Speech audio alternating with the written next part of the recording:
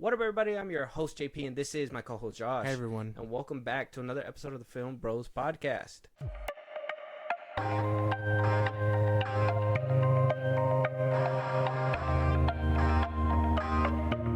Today's the day, Josh. Today's the day. Not only are we bringing that new review. All right, the title's right there. Josh, you're going to give it to us right now. But we are also going to be discussing what this movie means, the implications. This is going to be a good episode. Yeah. We got a couple of guests in here to help us out with this. I'm excited. This whole week, this build up to this movie, the build up to what's happening this weekend and what's going to happen later on, the ripple effects that this movie will have, will be discussed here today. Josh, let them know what movie we're reviewing so we can get started with the guests. We are reviewing Deadpool and Wolverine 2024. I told you, you're not welcome here. You're not welcome anywhere. Now get the fuck out of my bar. Just give me one more drink and then I'll leave. Hi, Peanut. I'm gonna need you to come with me right now. Look, lady, I'm not interested. All right, well, I'm sort of on the tick, so upsy daisy. Here we go. Oh, whiskey dick of the claws. It's quite common in Wolverines over 40. You don't want this. Unless you want to take a deep breath through your fucking forehead, I suggest you reconsider.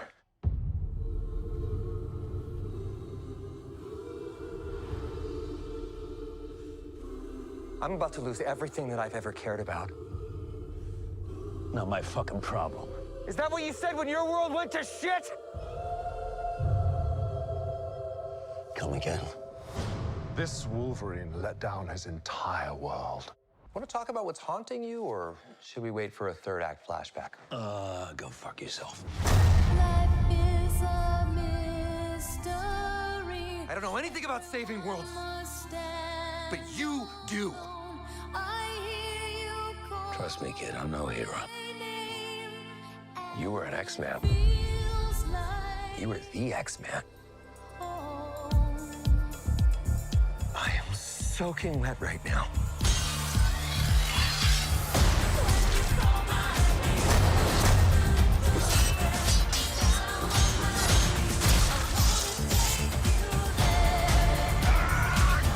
Boys are so silly. This is what I'm talking about. Big slow motion action sequence. Who knows if you live or die?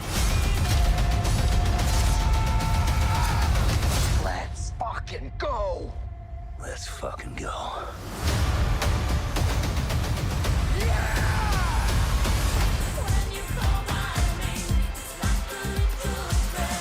Want to do some cocaine? Hey, cocaine is the one thing that Feige said is off limits. What about Bolivian marching powder? They know all the slang terms. They have a list. Even snowboarding? Even disco dust. White girl interrupted? Even force bump. Do you want to build a snowman? Yes!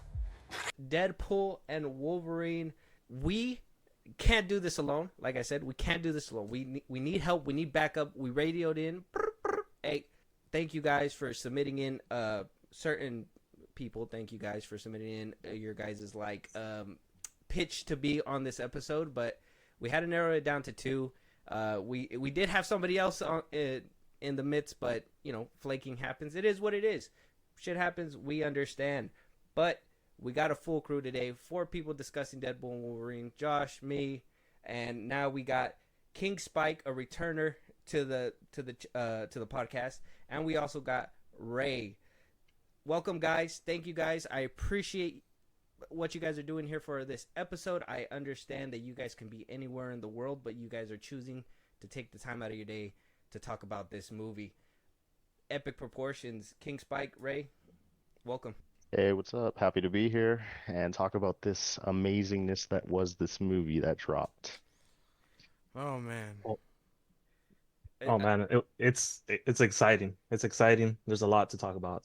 Oh, we got so much to discuss, so much to mow over.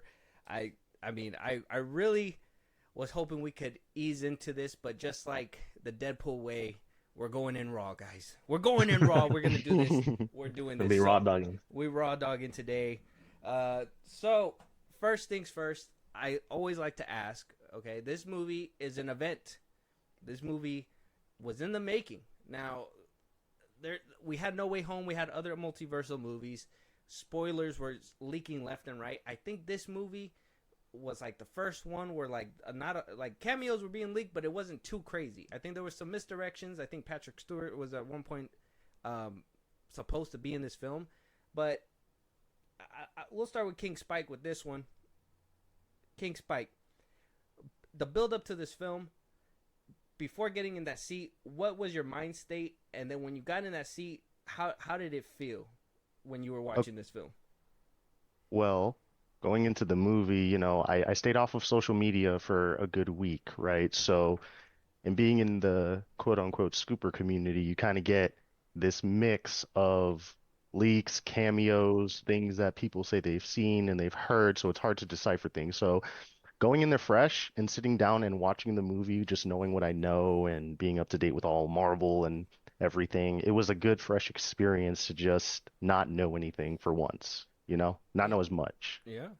I think I knew about like 2 of them, but the rest of them were a clear surprise.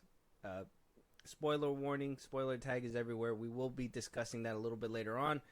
But Ray, this build up, I mean, I think you've told us you hardly go to the movie theater. So the fact that you went for this one, I don't even think we talked about it that you were going to do it. This is you were hyped for this movie. How'd you feel to the build up? How'd you feel sitting there when you got to it? Oh yeah, I was super hyped for it. I did what Spike did, not look at anything about it. I would see little clips on TikTok, on Facebook and stuff, and like, heck no, I'm out of here. I want to leave everything. I wanted everything to be fresh as soon as I watched it. But to be honest, I didn't know it was the movie was coming out this weekend. I thought it had came out last weekend because I usually like to wait a week. That way there's better seats, there's less people. I'm not a social type of person, so okay. Yeah, it completely caught me off guard with all the cameos, everything about it. You thought the theater was gonna be empty, and you were like shoulder to shoulder. You're just like, what the fuck am I doing here? Yeah, I was like, damn, it must be good. Like, there's so many people here, man. 2 weekends in a row. What the hell? Yeah. Yeah, our theater was packed as well. I think I had a hilarious theater experience in this one. We had somebody behind us that was just like, he'd laugh at stuff and he'd just be like, wow, wow. And I was just like, what the fuck's going on in here? I know. I mean, that was kind of like pissing me off. I was just like, why does he keep saying that? It's probably a stutter thing or something. Tick, yeah. Yeah, tick. Something was. He would laugh and you could be tell like, that. Wow. I was like, man, we just tape his mouth shut or something. It was still funny. Well, that or he's not out a lot. Yeah. Hey, okay. Well, I wasn't that guy, but I did walk in with my Deadpool mask on, and oh my gosh, that was a different experience, let me tell you. Somebody was like, "It's Deadpool." I was like, "Yeah, be quiet. No, it's not." Don't make me like, calm down. Right? Calm Don't down. make me I'm just a come normal guy now. No. Yeah, exactly. breaking the fourth wall for real this time. Josh, we've been on this path. I know me. Twitter almost got me a couple times. All right, I'm one of those that if I see that spoiler tag on top, I just gotta click it. It itches at me. I gotta do it. It almost had me. I had to keep swiping. I had to keep moving. I know for me, this hype train was great. I was skeptical. I know you got a little skeptical towards the end, Josh. I was shaky. Sitting there, it was fun. I'm gonna leave it at that, just so we can, so I could save some of my stuff for later. But Josh, how'd you feel the build up and sitting there? I mean, the build up was there. I didn't catch any spoilers, thank God. I would block people if I caught one, but I didn't catch anything. And then, basically I was with it, and then I got shaky ground when they started showing off like Laura and like the last trailer. Oh, Daphne King's character. Yeah. And then, I mean, after that, I was like, you know what? No, we'll be cool. We'll be cool. And then the movie came, and it was time to watch it. And oh man, yeah, we're like perfect shit. I was like, God, that shit was really good. I'm so glad I didn't get any spoilers. I mean, if this commentary is gonna kind of shine some light on what we're basically gonna be, what page we're gonna basically be on. I mean, hopefully not giving it too far away. Hopefully we still got some things tucked away, you guys. But we'll get started with it. So, You guys can see my screen, right? Just Yeah. making sure. Okay, so we got Deadpool Wolverine. Rotten Tomato score is at 80%. We always go to the Rotten Tomatoes. Yeah. King Spike, you're probably familiar with that as well, Ray. You already know this is our direction. So, Tomato Meter certified fresh, 80%. Audience score, 97%. Higher than the critic score. Josh, you riding with this? You think the numbers are off? What do you think? I mean, critics aren't gonna like this. Of course not. But audience score, I'm vibing with it. I guess it makes sense. It makes sense. It makes sense to me. Yeah. Okay. All right. Well, Ray, what do you think about the score? You agree? Disagree? Yeah, totally agree. I just being in the movie theater, hearing everybody clapping, laughing along with it. Yeah, I totally agree. Spike? Yeah, same here, same here. Just it gave me that No Way Home, Endgame, Infinity War vibe, you know? Yeah. Okay. That epicness. Mm-hmm. Something I think the MCU needed, right? So this film, just to recap just a little bit. Now I'm trying not to give the whole story away so we can try to give the listeners a little bit of leeway, give them a little convincing to go watch it. But Deadpool joins the MCU. You've seen in the trailers. They go edgy in this one. The MCU will never be the same. He needs to save his world because an anchor being a new term that we've heard within the MCU, something that we've talked about on this podcast, Josh, but didn't think it was going to actually happen, but it happened in this film. The anchor being was gone from the Fox universe, which, not to go too deep into that. So Deadpool goes on this mission to find a new one and get him replaced. They go through shenanigans. We go through fun cameos. Make it at the end with a satisfying conclusion. Maybe not too satisfying for some people. I've been seeing the discourse. Some people don't know whether MCU, not MCU. We'll probably talk about that towards the end. But this film is that buddy cop that I feel they were kind of teeing up in the beginning. I know that's kind of how Ryan Reynolds was selling it in the beginning when he pitched it at first. It felt that way. I thought it was fun. It was funny. It had some great moments. But a long time in the making. It's an MCU film. So I guess, okay. Look, we're gonna peel it back layer by layer. We're gonna peel it back layer by layer. So King Spike, before we got to this film, Deadpool and Wolverine, before we start breaking it down completely, how were you with the MCU? We've had a bunch of projects. I think we had like about one other project since the last time we spoke with each other. I think that was I'm trying to remember, what was it, MCU wise. We didn't get to speak about it with you, Spike, but I think there's been a couple MCU films that were leading up to Deadpool. We've been waiting for this moment. How was the MCU sitting with you? Did you feel like it was over? You know, you see the Twitter comments, it's so over. We're back. It's over. We're back. How did you feel before you walked into this film, at least the MCU state? I mean, honestly, I kept an open mind. Like, I don't think the MCU's bad. I just think the stories need to play out a little bit more so that we can have a complete understanding of the picture. Because right now the picture's in shambles and the puzzle pieces are everywhere on the floor. And it feels like they're kind of like picking it up and putting them right where they need to go. And I think that's my thought process, or what I went in thinking, you know? Okay. So so not the MCU wasn't over. It's just too many pieces on the board. How do they all fit? We just don't know that. Exactly. Kind of right. Okay. Ray, how'd you feel about the state of the MCU walking into this? Not just the film itself, but like the whole MCU. You've been keeping up with the shows and all that? Yeah, I've been trying to keep up with them, but there was some I just gave up on. But yeah, I had high hopes for this one. Hopefully, I don't know. It's just probably like Endgame was like top tier, like it took you all the way to the top, and then starting off new shows and movies after that, you kind of want that feeling back again. It's like, we were addicted to that feeling of getting built up to Endgame, and then you would go back down, try to continue after that. It just it kind of left a hole pretty much in my heart. after that. Yeah. Yeah, so I because had you reach the peak. How Yeah. much higher can you get, basically, Yeah. right? And to start from the bottom again, it kind of feels like, damn, we got to do this all over again. We already got to the top. Now we're doing it again. So I guess that's a great way to sum it up. I wish I would have thought about it before you said it, Ray, but I guess, is this movie the best movie since Endgame? The MCU, at least MCU film since Endgame? Anybody? I mean, since Endgame, it's up there. I wouldn't say Yeah. it's better, Not but since it's up Endgame, there. no. Not since Endgame?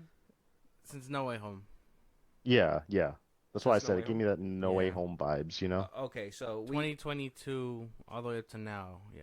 okay, because a lot of people say No Way Home didn't even get to those heights. Some people will still compare, like, this is the best MCU film since Infinity War or Endgame. Well, They go people that are- far back. People are dumb. People are like, I think a lot of people in the eyes is like, Phase 4 is just all trash. No. No, I mean, personally, no, I mean, no. I've told you what I liked about Phase 4. I like Multiverse of Madness and Wakanda Forever, but this movie blows them out the water. This is like That's this is the true. best movie since No Way Home. But okay, so when we get later on in the podcast, I'll tell you my little take on little things I caught from just watching the movie and like picking up little things, because I haven't seen anybody say certain things that play a role. That's what Phase 4 was supposed to do, from what I can tell. It was supposed to like put these building blocks in places where we can actually have a future story, you know? But Yeah. that's later. Okay, all right. Well, we'll get to that. We'll get it. Josh, how did you feel? So I mean, you basically said it. So since No Way Home, Since No Way Home. so you It has feel to like be. Endgame hit, duds. No Way Home really hit. Yeah. Kind of okay to Some stuff I lame, enjoy, and then, Yeah. but this is like, a different feeling. yeah, Okay. for sure, yeah. I say so too. I would say this is the better MCU film to have been put out in the past couple years. No Way Home, I would probably pin No Way Home too. Yeah, movie wise, I would say No Way Home. I don't think any other movie really got close to that one, or like Endgame or Infinity War. But we'll get to that when we get to the whole panels and stuff. So we got Ryan Reynolds coming back as Wade Wilson, Hugh Jackman as Logan. Big comeback. We're gonna discuss the handling of his demise and whatnot in a second. Emma Corrin is playing the villainous Cassandra Nova in this film. We got Matthew McFadden as Mr. Paradox. Daphne Keane as Laura was in. That's not a spoiler. It was in the trailer. We got other cameos. I don't want to say them all, but we are gonna talk about some of them, I guess. We got Leslie Uggams as Blind Owl again. Rob Delaney comes back as Peter, so on and so forth. If we get through to the cameos, hey, we're gonna roll to them, but I just don't want to give them up so early in the episode right now. So we'll just skip over those. We'll talk about them in a bit. Let's start breaking down this film. Let's start breaking down this film so we can get to the back end where we're gonna really hit this MCU thing on its head. Josh, just to kind of give an example, what do you think about the characters? The relationship between Deadpool and Wolverine. If you want to talk about the cameos a little bit No, too, I don't you have can, to. but try not to. Yeah, I would don't say. want to. Not yet, anyway. But that's its own kind of section. Okay. For the most part, I liked everybody here. I think Hugh Jackman and Ryan Reynolds do very good on screen. It's scary how well they work together. I like, as much as they're front and center, I gotta say the supporting cast was pretty cool. Deadpool's usual like family. I know, as you put it. I want to say everybody like Dopinder did their thing. Well, yeah, as much as we barely seen them, yeah. But like his that cast did take a back seat. And, they're like his driving force for the movie, basically. Mm-hmm. But I mean, for the most part, I can get behind it. The one person I guess didn't feel too necessary, but was cool to see was Peter. You know what I'm saying? Okay. Like, why was he around? Like, I know he's part of the family, but at the same time, it's like, He's that guy. Did we need him back? But other than that, I was really fucking with every character here. Okay. So I love Cassandra Nova. She was fucking cool. everybody did their thing. Everybody did their thing. Okay. Mhm. King Spike, what'd you think about the characters in this film? I think all of them played their part pretty good. I mean, they could have done more with certain characters, but it was good overall. But yeah, Cassandra Nova definitely killed it. Like she definitely killed it. As the villain. Yeah, Oh yeah. All right. Ray. I'm saying. Yeah, perfect lineup. And yeah, she plays a pretty good villain. I, I don't know, she did a great job at it. Yeah, Cassandra, I thought she was pretty cool. I think everybody here, I already know. Look, okay, audience, Ray, King, Josh. Yeah. I'm gonna be this guy. Okay, I told Josh we are the film bros. Love Marvel to death. Love brands, all that. But there's certain things I couldn't. So I'm gonna be this guy in this episode, and it's fine. I'll eat the bullet. But when y'all realize it, y'all gonna come back and you're gonna say, yeah, all this shit I'm about to get, it's gonna come back around. I'm just foreshadowing. I'm making sure it all knows. So Reynolds did phenomenal. Hugh Jackman did great with what he was given. Everybody else did great with what they were given. I think the dialogue was kind of flimsy, but I understand that most of it was given to Reynolds, and he was the narrator and basically the main person. Do I enjoy that? Yeah, but at the same time, I wish they would have gave Hugh Jackman a little bit more lines to deliver to really cement a lot of those things that they were trying to put in that back end, especially like his emotional state and all that.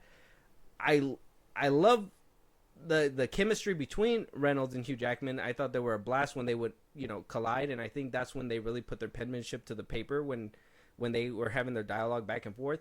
And then you kind of look at it and be like, man, well, they did say fuck all the time, so that's just kind of like, filler for, words and shit. So, I mean, I think they did great. I think Reynolds did phenomenal. Hugh Jackman did phenomenal, but the dialogue was kind of flimsy. Oh, Vanessa, what's her name? What's her name? What was her name again? We're just talking about her too. Cassandra Nova. I thought she did great too.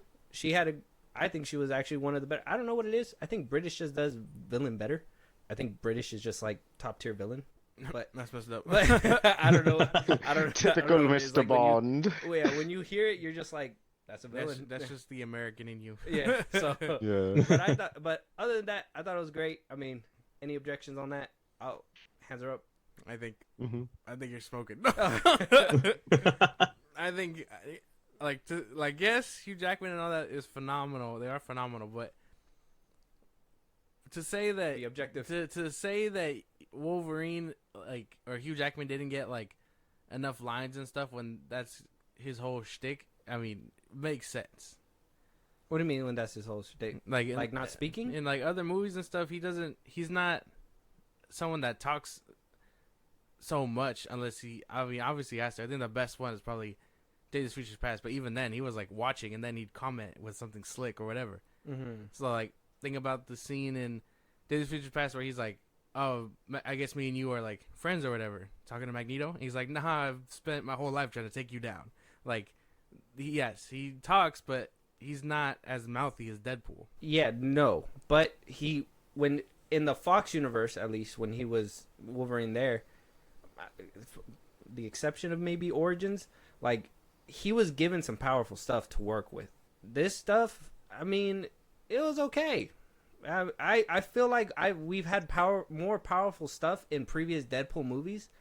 I felt more emotional in the first 15 minutes of Deadpool 2 than I think a good chunk of this movie at all. I felt excitement, but the emotional stakes, the delivery of the lines, they just weren't there. Smoking that pack, man. I'm just saying. I think that's wrong. Okay, hold on. Spike, Ray, anybody got something to say over there? Before I deliver the blow? Yeah. Before he tries to go for the headshot? No, I'm good. I'm good. Well, I think Josh has a point in that he's not really a talker, especially from the universe he's from. He's more of that depressed guy, doesn't really want to talk about his feelings. So I see it's understandable that he doesn't have that many lines, or at least he doesn't have that much dialogue because he doesn't really want to talk about what happened to him. And I thought it's more like a character buildup, slowly he started revealing more of his feelings and what happened, because it had me in suspense. What did he do to let his team down, pretty Yeah. much. And then when he talks to Laura and stuff, like there's a lot of emotional stuff that they do give him that he's just meant to be portrayed as like an ass that doesn't really talk to anyone because he's a recluse at this point in his life. Yeah. Yeah. That's the word I was looking for. I understand, but that they had a moment and they had a chance, especially the dialogue between, like I said, it's not a spoiler because she was in the trailer, between X-23 and him. They had conversation too. Did I feel like it hit? No, I had more emotion when I saw him deliver the lines in The Last Stand with Jean. Like that's Hugh Jackman has the chops. He has fucking chops. The fact that the dialogue, he did what he could, but he couldn't make you feel shit. I mean, I'm just gonna not bring up the inconsistency in his like backstory right now, but we'll just talk about at least what he was trying to, like, basically the picture he was trying to paint. It just didn't didn't hit. What, bro? Come on, bro. There's some inconsistency in the backstory. It hit when Cassandra was like in his brain, like easing his pain and stuff. Yeah, like he was acting his ass off there. What are you talking about? Okay, but you're missing the big important scene with Daphne King and him too, though. And you're missing the other scenes. Well, I could give you the other scenes because he was kind of like quiet with those ones. Obviously, like you said, he's supposed to be a recluse. He wasn't trying to speak. He would just tell Deadpool to shut the fuck up most of the time. They'd have bigger back and forth. But in those moments when it was trying to have it, it kind of felt like, you know what? If you want to give him the crown for that last scene, I give it to you. But they undercut another important scene that was, I would say, arguably bigger, considering it was supposed to be connected to Logan, and considering that they weren't supposed to really fuck with Logan. Our Logan, or Fox's Logan? Is that what you're talking about? Yeah. Not this alternate version. Yeah, of Logan, like the movie Logan. It's the universe that they pulled that Deadpool from, which is like 1,000. It's like 100,005 or something. Yeah, the Fox universe. Yeah. What do you call it? I think that goes hand in hand with the whole, like, it's not our Wolverine. You know what I'm saying? Like, our Wolverine had to learn how to come out of that. He was picked up by Charles and stuff. He had all that. This Wolverine didn't want that. He actively turned his back on them. He didn't want to talk to people or whatever. And then when they needed him, what happened? He wasn't there. So I think talking to Laura, the closest thing that could give really and like help relate to that Wolverine, he's not going to listen to her either. He was remorseful, and, you know, saying it out loud really pushed him. But that kind of leads up to the big thing of what Cassandra was doing to him. I think he was acting his ass off. So he wouldn't dump out to somebody who is relating to him, that is supposed to have like some kind of connection or whatever, but the ending against the villain. So he doesn't care about this character. So why should he give a shit about Charles' daughter, or what is it, sister, that choked him out instead of him choking her out and fucking got pruned or whatever? Because he came to the realization that he has to be selfless, not selfish. Exactly. That's why. So that was him accepting the good side of him. Because from that point forward, he like talks to Deadpool and he starts to be like, "Hey, let's work together," and he actually wants to help him. And yeah, he can't turn his back now. Now he was in those moments he was connecting to what Charles was telling him, which was like the whole point. You know what I'm saying? Yeah. Like, how can I? He's like, I can't fuck this up again. You know what I'm saying? Because now it's not just my world; it's gonna be everyone's world. So he was basically coming to terms with what Charles was trying to get to him all along before his team died, basically. I think we're kind of spoiling stuff because we haven't even gotten to the everything else before that. Yeah, no. Well, I mean, we're talking about performances and stuff. I'm just digging in. Yeah, you're giving the whole background though, but I'm saying the performance, at least between him and Daphne King, flat. I think most of the dialogue that was given to him was okay. I think the diner scene where he was trying to shine, like I said, it didn't give you that emotional feeling like the Fox movies did, when they really put a lot of the penmanship to him, because he was kind of like the bigger star there, except for the exception of the first X-Men. Obviously, I think he was still new. I think they obviously still rely on him because he was Wolverine. But this, I mean, if I really throw it in the other ones, this isn't our Logan at that point. He's not he doesn't have everything that Charles gave him. He doesn't have that. Yeah. I'm just saying performance-wise. For the how many X-Men movies are there? I I'm mean, saying, with him, I'm saying dialogue-wise, performance-wise. I'm not talking about the events that happened. I'm saying like the way that there was a delivery. I don't think there was emotional, like the way that the dialogue was set up didn't give you that emotional setup or that satisfaction for when it came down to those things. I think it did. Like I will talk about the scenes or whatever and how you know what the implications, the ripples, and that's what King Spike was saying, like the resolution and whatnot. But the thing is that performance-wise, I feel like Ryan Reynolds got it all, which it is his movie, but you're slapping Wolverine's name on there as well. Like, you should really try to have had a little bit more, a little bit better dialogue for him too. Save some for him so he can have eaten up his scenes, just how Deadpool was doing it with this one, or at least with the ones that he had. Yeah, no, they were working in unison. They were both really like acting their asses off. I don't see what you're saying. We'll move on. I think I see a little bit of what you're saying, but I'm not saying he did terrible. I'm saying that the dialogue, like, I wish they would have gave him more dialogue or better dialogue that he could have used that would have gave us a better performance. I'm saying Ryan Reynolds did a great job. I think he was like the standout. Obviously, it's his movie, but I don't think that they should have done. I think they should have used Wolverine and utilized him and Hugh Jackman's acting chops a little bit more, considering the fact that this is his return. This was like, this is supposed to be big on his part too, not just Deadpool going to the MCU and becoming Marvel Jesus. No, I get what you're saying that about his dialogue, but I more related it to him just being that recluse, that his character being depressed and alcoholic and stuff like that. That's what I pushed it more to be, why he didn't talk that much, because I did feel at the beginning when they first ended up in the void. Yeah, no. You can't. Don't say too much. Don't say too much. Let's move on. Sorry. Sorry. Yeah, I guess this one we'll leave to the audience to decide with this one, but we'll move it on. So, world building and plot. How did this movie fare? Not only did the plot have to basically drive this film, but also the larger MCU forward. How well did it do that, Spike? Oh, phenomenally well.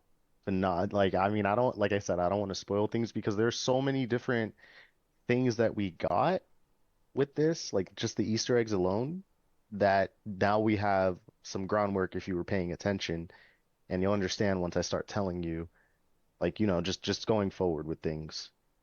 Okay. Well, maybe you could bring me some clarity. Yeah. Because me personally, this movie didn't do a damn. This movie didn't do too much. Unfortunately, it felt like, I said this to Josh, I'll probably expand a little bit more towards the back end when we can really dig into like the spoiler stuff.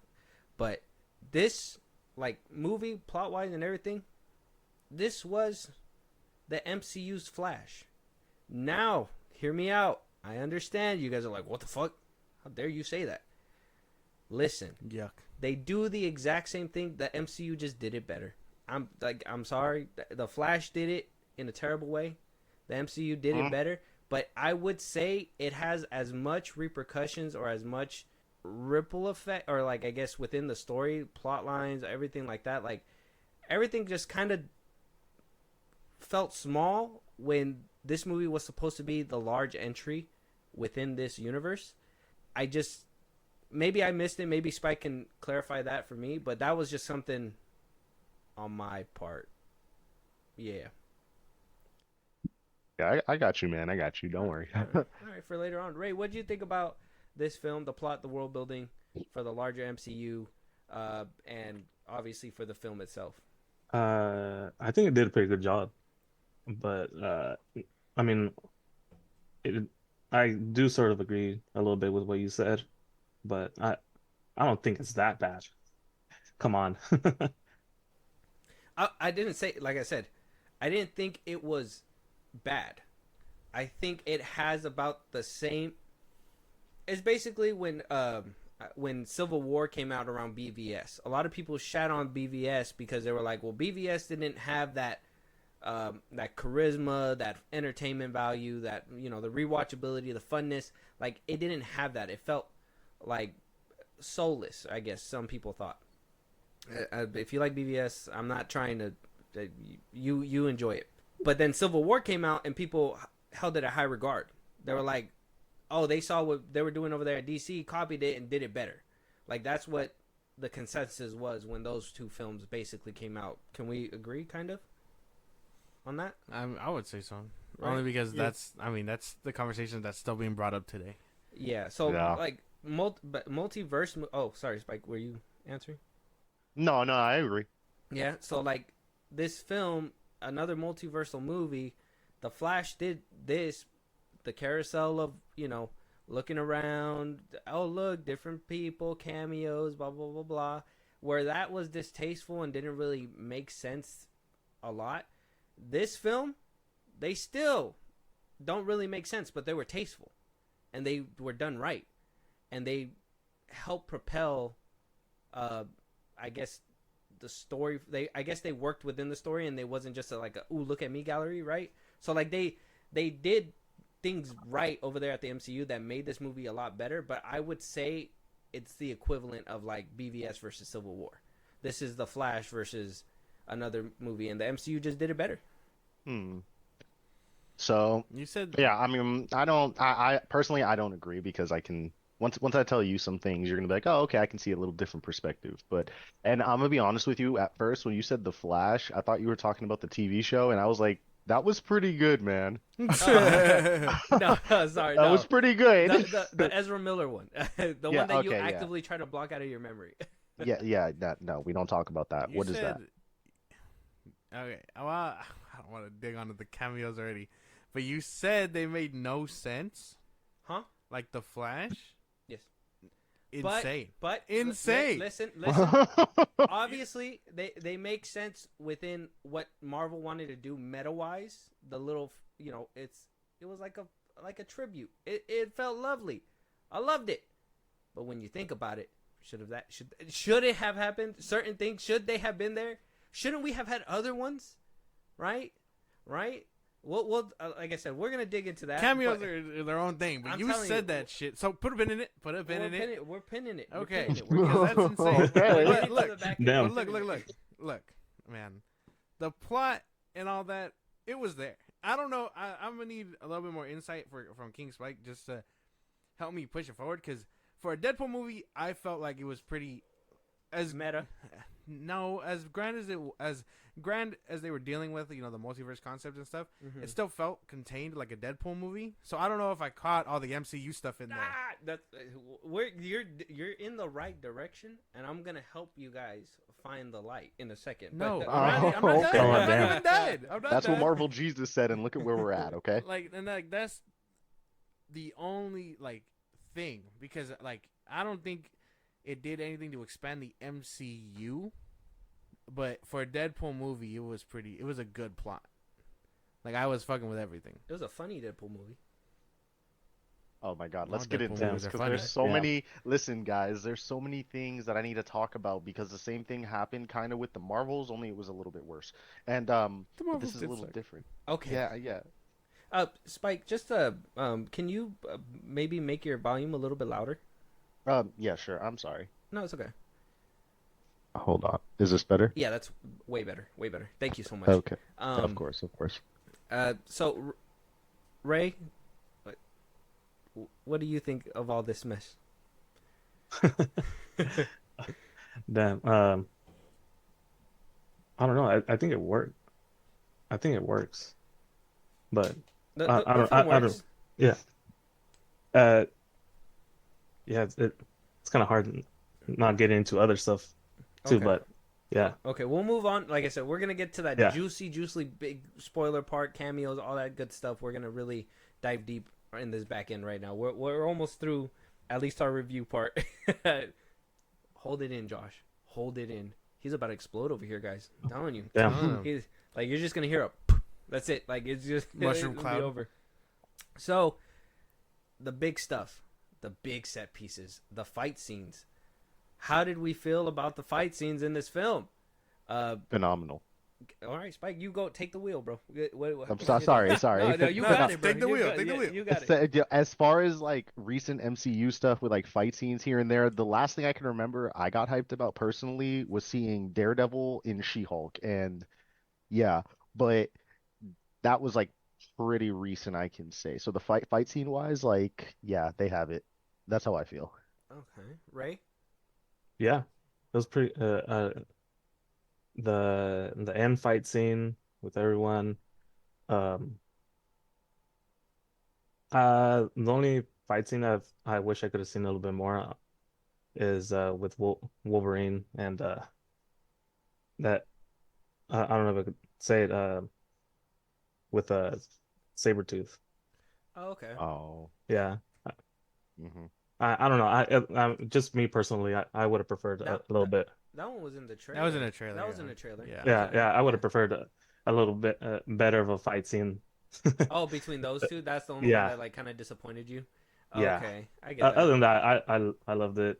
They definitely played into their powers when Deadpool and Wolverine went at it.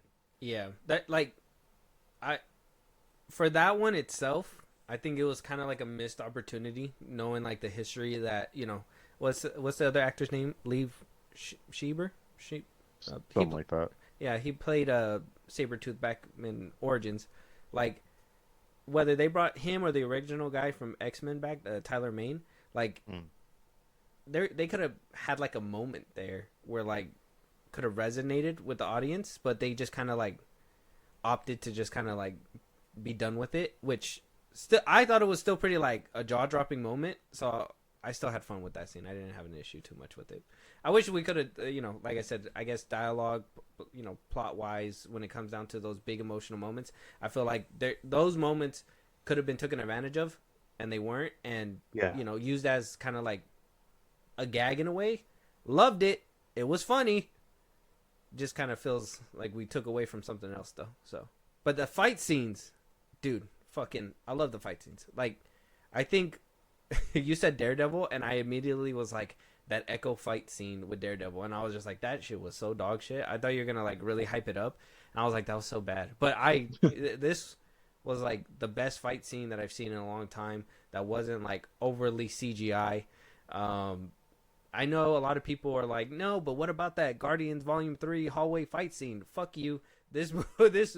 Oh yeah. Oh yeah. I forgot about that. Yeah. No. These fight scenes, the minivan fight, the one when they're in front of the 20th Century Fox logo, the ending fight scenes, they were great. The beginning, like I said, the Logan stuff, I gotta push it to the side right now, but I would say the fight scene in the opening, it was like amazing. You're gonna say it made me laugh. It was funny. I thought the fight scenes were cool. Oh yeah.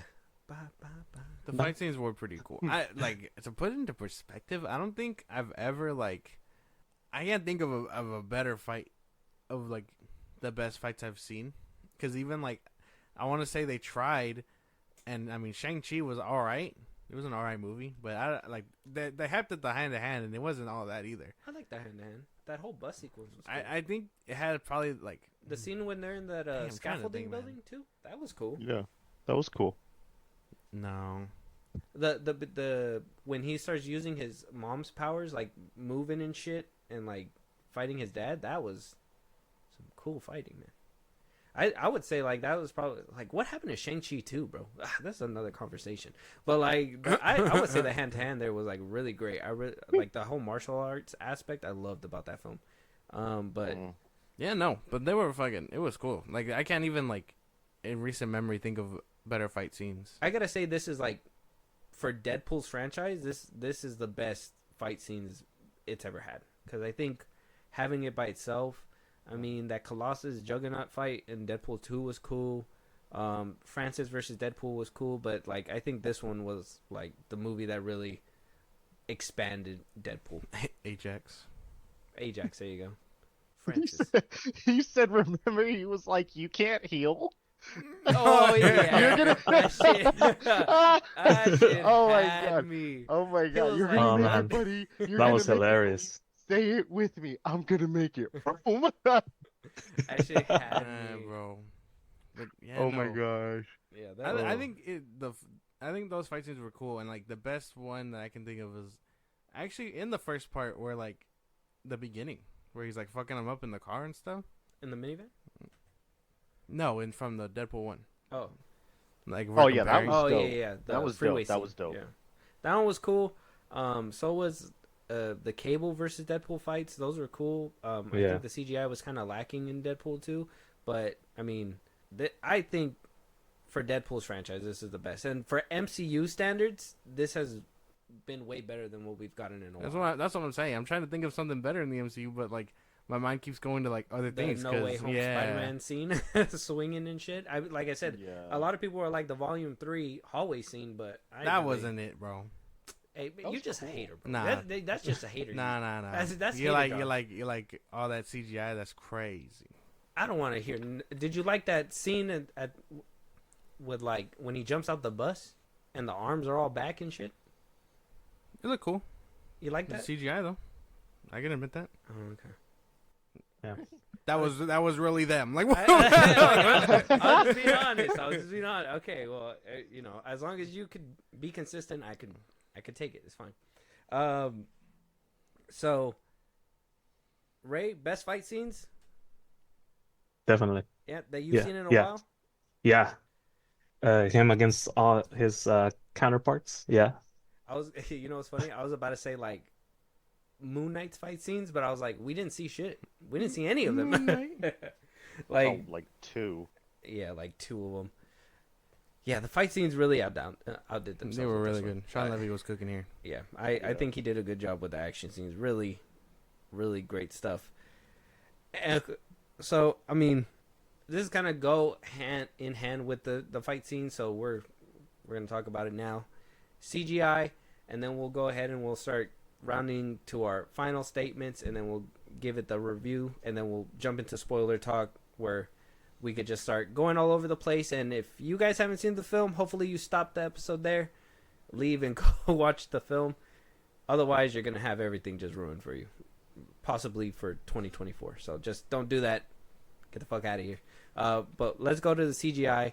CGI in here, MCU, Kevin Feige. Can we fucking get it together? There is no reason for me to look at the CGI in this movie and to be like, I think we've seen it better in the Fox movies. Barely.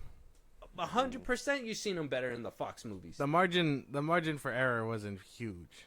I mean, Yeah. the Deadpool You- 2 one you with can't with tell, with Domino was kind of That ending, like, I knew it was in the trailer, but like budget wise and everything, CGI, like making this film feel big, like that ending where they're in front of the stores, that shit just felt small. Like they felt like they were on a set. I don't know if you guys, like side scroller type. yeah, like it just felt I have some reserves about the movie too, but yeah, I agree about that. yeah, like that. And then I mean the CGI in the background, like there was some good stuff for sure, but then like, that whole scene where he falls out the sky and hits everything on the way down, that just looked terrible. You could have Yeah, they could have done a better job. yeah, than that. There was like a few things in CGI, and it really leans into the fight thing, like that big reveal moment at the end where like you finally see Hugh Jackman in his full costume. Like that really, like, it was cool to see, but you can't lie and say that didn't really take you out a little bit when it was kind of like CGI, like completely CGI, face and all, like the mouthpiece and everything. CGI. It's not a word, man. I made it up. I'm coining it. It's here. But yeah, I mean, that was one of my problems. Was just CGI. It looked good when in some parts, but most of all, yeah, I had that whole MCU thing where everything you can get hit and you just look like rubber. So it was weird. Yeah, that's weird. When the CGI made them rubbery. When the villain starts dragging the agent from his face. Oh yeah. Oh yeah. Yeah, that didn't look that great. Yeah. If you ask me, when Wolverine was running on all fours. Yeah, that I scene don't where know. Cassandra throws him in the dirt and like slides him. Yeah. Oh yeah. Not only that, remember when he got kicked out the van? When he got thrown out the van? Oh yeah. That you could see that clear as day, the CGI there. Yeah. But no, when he got thrown out the van, when Logan got thrown out the van by Deadpool. Oh yeah, yeah, that scene ooh. too. Yeah, there was a lot of shoddy CGI. Like the fight scenes did what they could with what they had, and then you could see where a good load of the money went, and you're just like so unnecessary. Like there's a few scenes where you're just like that's kind of unnecessary. Why did you even opt to make CGI of that? Right? Like there's a few scenes like that, right? Yeah, for a film that looked like it was mostly filmed like on the ground, like it was weird. Yeah, because I think the fields felt big, and then they got into that cornfield, and it felt small again. Like budget was like, yeah, no, enough of this nice scenery. You're going in a cornfield for like a good few minutes. I don't know. There were some weird choices, I guess. I think the strike really affected this film too, right? Because they were filming it when the SAG strike hit. Yeah. So it probably took more money, but at the same time, I don't want to like keep making excuses for the MCU and the way the CGI is. I think we've seen enough to be like, it's time to get it together. We've seen better years ago. What the fuck is going on that we can't get decently good scenes? Like you're telling me we can't have a dude in a mask? Like it's just too much to ask for. Like it needs to be CGI all the time. Basically, yeah. For white eyes, anyway. They I cracked the guess code so. with Deadpool. I mean, with Deadpool's mask. Yeah, they did. Yeah, I mean that's probably a little bit easier. That's why I was kind of like when they did that, I was like, did they try to do what they do with Deadpool? Because you could tell like all they have to really do with Deadpool is maybe put like dots around his mask and kind of like stretch it out with CGI, move it as his mouth is moving or whatever, move the eyes and whatnot, make them a little bit wider in post. With Hugh Jackman, obviously, is going to be a little bit different. It's going to be a little bit harder, but I feel like they did the same thing. We're just restructuring his whole face instead of just doing it in certain sections. You know what I mean? So it was just, yeah, they just did CGI double, and it was CGI. They were like, that's good enough for us, yeah. and I was like, CGI, that's not. CGI in the face is hard, man. Yeah. We know. Yeah, and I get it, but then you see great stuff like Admiral Tarkin and stuff, and Star Wars and shit. Like they could have done something a little bit better, but like I said, money. I'm pretty sure it got pushed back because of SAG strike. I'm pretty sure a lot of things were kind of hitting this film, but at the end of the day, it's no excuse anymore. It should have been pretty damn good CGI. A little bit. Yeah. Maybe a couple hiccups. Like we can let a couple go, but when it's big monumental moments like that, it's something like, well, they're just standing there. They're just standing there. They weren't even moving. Well, yeah, because everything with the desert was real. The fox set was real, and all that stuff. Yeah, the background was CGI. Yeah, obviously, but it was all like pretty real. Like, why would you want to like fuck that up in the forest with a minivan? Like that's what I'm saying though. Yeah, it was real, bro. On God. On God, it was. I no swear. cap. They were on location, like Chloe's owl over there and shit. Oh. I don't know what she has to do with this, but yeah. She made Eternals on location. I was just, and you can tell how much better that movie looks compared to this one. The visuals in Eternals, one thing that like no one really gives it credit for, though. I have to say that. I liked it. Sorry. Yeah, the visuals the in Eternals are great. Like even the CGI. CGI was great in that film too. The monsters moving, the way that the speedster was moving, like there was great stuff there. That's what I'm saying. Like, why did this one take such a hit? And Sean Levy, like you've seen other things. I mean, Free Guy, I gotta say that was kind of like, obviously it's a cartoon, so that he can get away with it. It was like a video game, so he can get away with it there. But like, he made Real Steel, that looked real. Obviously, less big of a thing, but there. I feel like CGI wise, it just lacked in this film, and it took you a lot out of a lot of scenes. Yeah, for the most part, yeah. Yeah, agree. Yeah, agree? definitely agree. Yeah. All right, cool. Yes, I'm telling you guys, I'm little by little, I'm chipping away at the core. Come on. So, Josh, we're here. Let's give this the final bow. Let us know your score. 1 to 10. 10 being the best, 1 being the worst, 5 being in the middle. And then we're going to get to the back end where I have a lot more stuff that leans into spoilery things. So we're just going to save all that in the back end. But at least you get to hear our initial thoughts and our review. And if you don't want it to be completely spoiled for you guys, like I said, depart after our rating. So Josh, go ahead and kick us off. So for the most part, I was really rocking with this film. I think, like I said, I only got shaky in the beginning of the week, or was it Wednesday? Something like that. It was a couple of days before we had to go see it. Mm. And then when that Daphne Keene trailer came out, yeah, because my whole thought process was, wow, they're really blowing their load. But I mean, I guess I was wrong. But for the most part, I was excited for it. I can't fault this one too much. And other than like a few CGI problems, I was still rocking with this movie, man. Like 9 out of 10. That's short and sweet. 9 out of 10. 9 out of 10? Yeah. Like movie of the year type shit? Mm-hmm. Like Move Over Dune 2 movie of the year type shit? Yeah. Bad Boys, Deadpool 2, and Inside Out. Probably fighting for that bitch. Inside Out. Inside Out's crazy. 9 out of 10. That's all right. Well, we'll get to that. We'll get to that in a second. Let me see. We'll start with Ray. Ray, go ahead and let us know. Give us kind of like a brief summary of what you thought of the film, and then give us your rating out of 10. 10 being the best, 1 being the worst, 5 being in the middle. Go ahead. I really liked it. To me, it was really good. Cameos, action scenes. The CGI was a little iffy in a lot of spots, but it was still good. I give it, I think, a 9 as well. Just because it was a couple of CGI. Yeah. Ray's cooking. Yeah. My God. Come on. You guys are giving this movie high regards right now.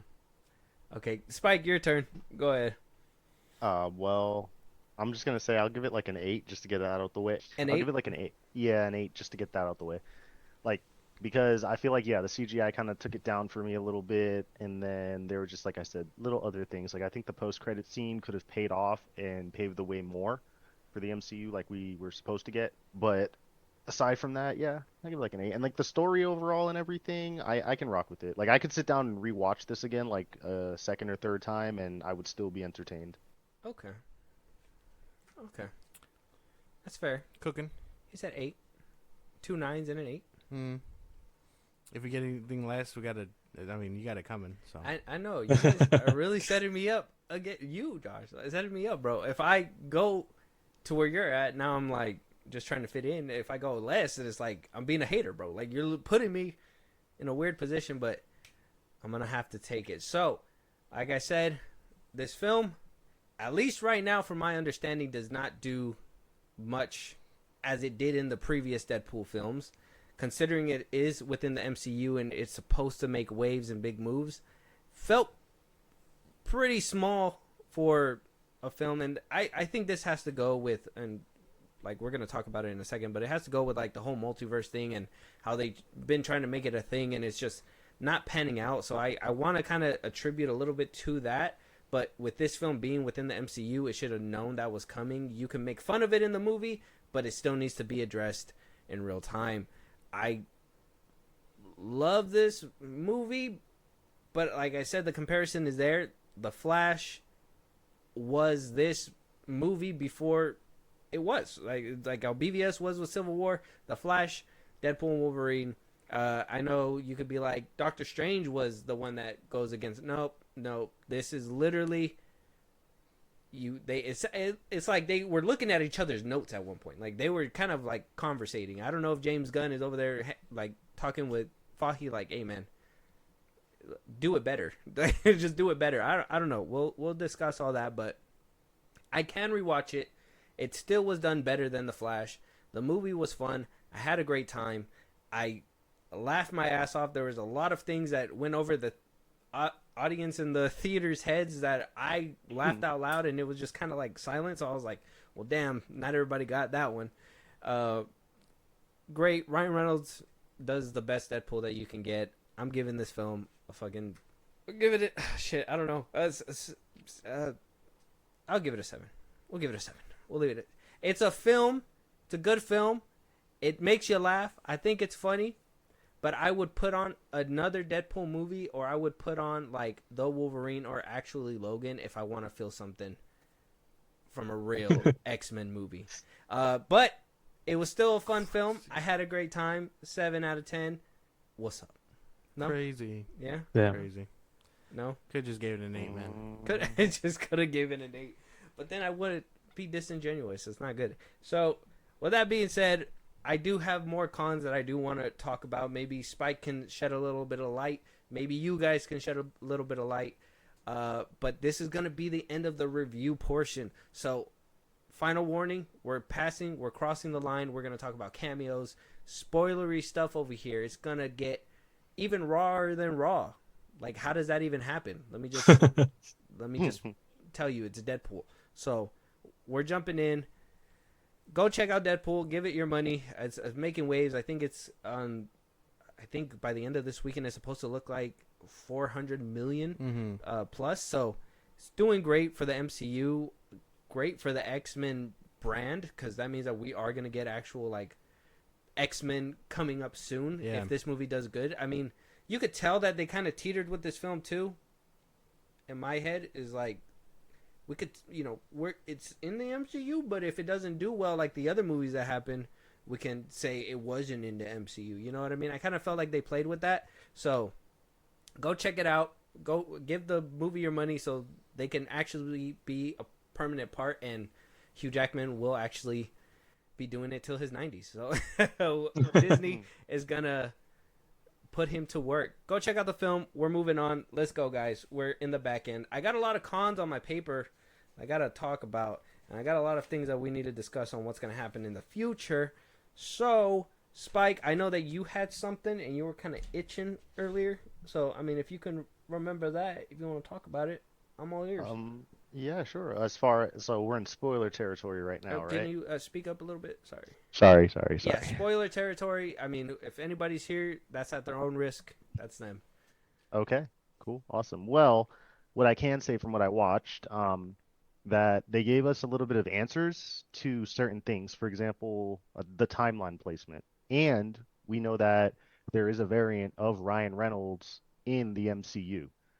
And we also got a reminder about how Tom Holland's Spider-Man is going to be, what was the word that they introduced? Anchor being? The anchor being, yeah. So we know that Spider-Man is going to be the anchor being of the MCU. We got like a clear name for the title, confirmation for that, and a little refresher for what's going to go forward, right?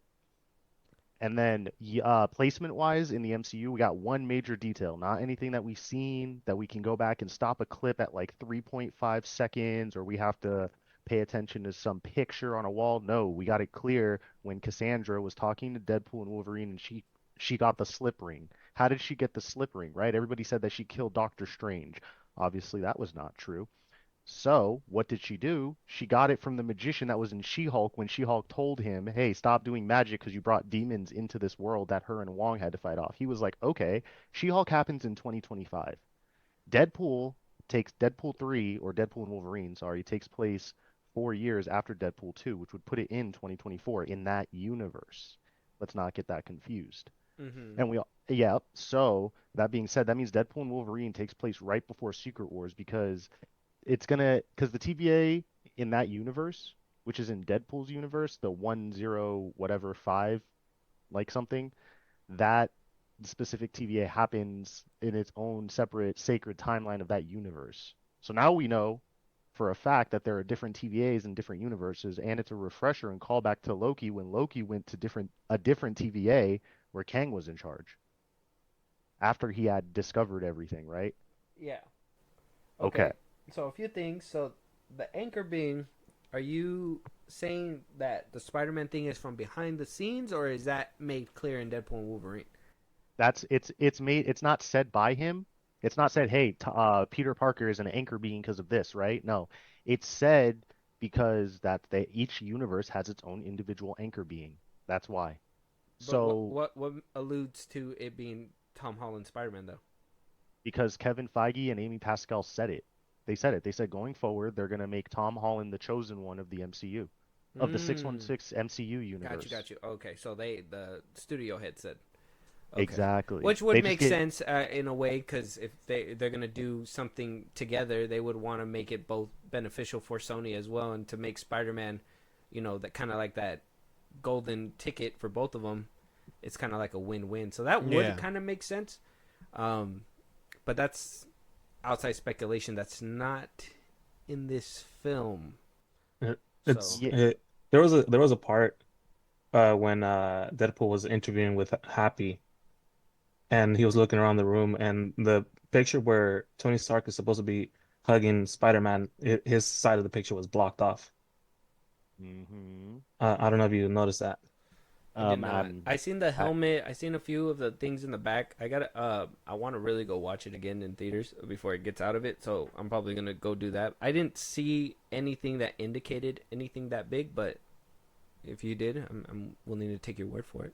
Yeah. I thought it was just weird that they blocked off that part. I don't know if they're trying to insinuate something, and then Deadpool randomly just doing this Or it could be a rights thing, and you can't have Spider-Man in your movie without permission. Oh, that's right.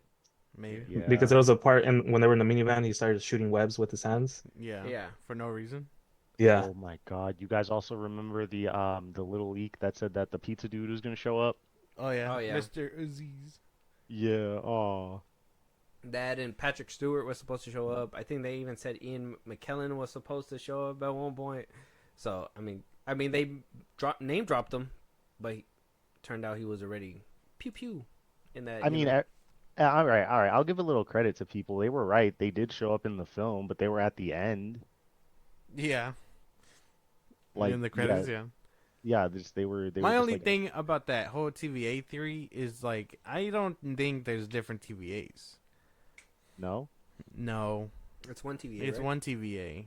My thing was I was hoping that it would tie in a bit more into what Loki did for the whole universe, basically, where he ended up making the Tree of Yggdrasil and all that. Yeah. Well, it's in the background. It's in the background of a couple scenes in the TVA.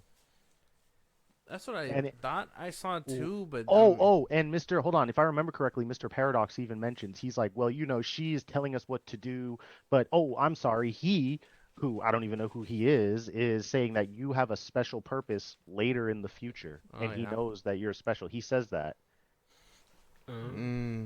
Okay. That just clicked in my head.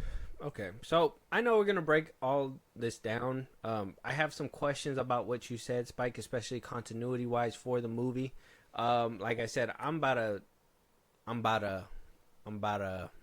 tear it down right now. So I got a lot of things on this paper that maybe things could be answered by y'all, and then I have a few questions after this that we'll run down. Anchor being is gonna be one of them, and all that stuff. So we did talk about obviously the small scale, and we kind of all agree that for some reason there were some scenes in this movie that just felt small. Yeah. Right. Mm-hmm. CGI kind of shoddy. Like it was good in some moments, and then there were some moments that you're just like, why? Yeah. Why was that a thing? So multiverse. Yeah. Mm-hmm. I think this film, I mean, Deadpool brand and all, I'm trying to consider it, but as a film itself, because even watching the first two Deadpools, they really took the story seriously when it came down to it. I understand that it was kind of like a joke to be like, oh, the whole multiverse thing, take it now and keep pushing kind of thing, whatever. But, we got Ryan Reynolds somehow in Earth 616, but was he the same one that was in 1005? No. He was jumping through multiverses with Cable's thing? I thought that was just time travel. Yeah, that was time travel. No. They're different. That's why you see two different ones, and they have the clip there that shows, hey, this is what Wade Wilson in the 616 universe has been doing. That's what that, and then it goes to the Deadpool that we know in the Fox universe in Earth, whatever. It's his birthday, and he's not Deadpool anymore. Oh, they're two different Deadpools? Yeah, they did that on purpose, so that you're like, wait a minute, if there's Deadpool here and we have variants, right? Where's the Deadpool in the MCU? Okay, well, he tried to, go with the Avengers, and they said no, Yeah, but then they go and he goes and he makes his birthday wish, and it's supposed to be the same dude. And then by the end of it, he goes and he talks to the girl, alluding to the fact that it's still 1005, and not Earth 616. So that's where I got confused too, because I thought that they were going to be dropped off in Earth 616 or do something similar to that, where it was like, oh no, this is the Fox universe, and then this is a different alternate MCU version or something. But this is where I was like, this is where I felt they pussyfooted their position with this guy, and they were like, we can still, like, is it 616? Is it the Fox universe? Well, it has to be make money, and then we'll decide then. It has to be the Fox universe. Otherwise, why would he be saying that his world's gonna crash? That's what I'm saying. So I just thought about it because what you said I think made sense. So I think Deadpool used Cable's time travel device and everything, and then he jumped into the 616 universe and had an interview with Happy and tried to tell him stuff after it was like right before he hung up the mantle for Deadpool, I think. But that would still leave the plot hole that that's a time machine, not a multiverse thing. Because even he had to grab the TVA device to jump through dimensions. That's true. Oh yeah, so then they have to be different. Well, then, if he's fucking up the timeline by saving everybody, he saved Vanessa, he brought back his people and stuff for the Fox universe, that creates an alternate timeline. Yeah, but see, it's different because it's still alternate, but he's still in his universe. Yeah, no, because universes and timelines are different. Yeah. So it's like he should have. So then they are two different Deadpools. Yeah, it should have been. There are. Yeah, there should be, but they didn't really. It was like, oh, the Fox universe has its own Happy Hogan. It has its own Avengers, apparently. But no, different. No, different because there's different. We don't even know like the different realities or different universes, like the names of them and the events and everything that he jumped in. Henry like I Cavill. said, you're saying it's different, but in the movie they really made it seem like it's the same person. That it wasn't a different universe. That like it kind of I mean, and I was thinking about it too, but there was like this big thing when Deadpool 1 came out when they were fighting on the Avengers like helicarrier, and everybody was like, "Oh, the Avengers are in here, but you can't say anything because they're not merged, right?" So is this like their way of saying that this is their Avengers are in this world, but like what happened with like the Netflix TV shows? Yeah, like just basically acknowledging it now that you're able to acknowledge it because you have the rights to, you know what I mean? Well, actually, yeah, that would work really well. But see, then there's the whole thing of where are the X-Men and how come they haven't interacted with the Avengers at this point, right? And why hasn't Deadpool seen any other ones besides the ones that you see in the other two Deadpools? Yeah, so they have to be different. They have. And then that's where at least the continuity. Stay with me, Ray. I hope that you're following along. I know it's a lot. Yeah, I'm. It's a lot special. I'm hoping. Yeah, I'm trying to remember that. I know I've forgotten which movie they mentioned. Like, they're born that way, where they make that little comment. Oh, it's just how they're born. Like pretty much like trying to allude to the fact that there is mutants in the Marvel universe. Wasn't that Miss Marvel? No, it was Namor. It was Namor. It was He was the first Black Panther 2. Yeah, Namor was. So there are. Okay, yeah, that makes sense. Okay, so there are. Yeah, so two separate. Okay, cool. So two separate entities and all this other stuff, two separate universes. So that means that we'd have to go back and see, and I'll go back. I'll do the research for everybody. Don't worry. But I got to go back and see documents because remember, there's like a whole bunch of things. Yeah, there are mutants in the MCU because She-Hulk, we see clearly right there. There's an article about Wolverine in She-Hulk. It says a man with metal claws. They're just in hiding? Yeah, they could just be in hiding in the There's no Charles to bring them together? Yeah. And that's what's going to lead to my next thing where here at the, this is going to lead in the back end, but I mean, San Diego Comic-Con happened and they said that they're going to address the Celestial and that's supposed to be adamantium. That's the first time we're going to see it.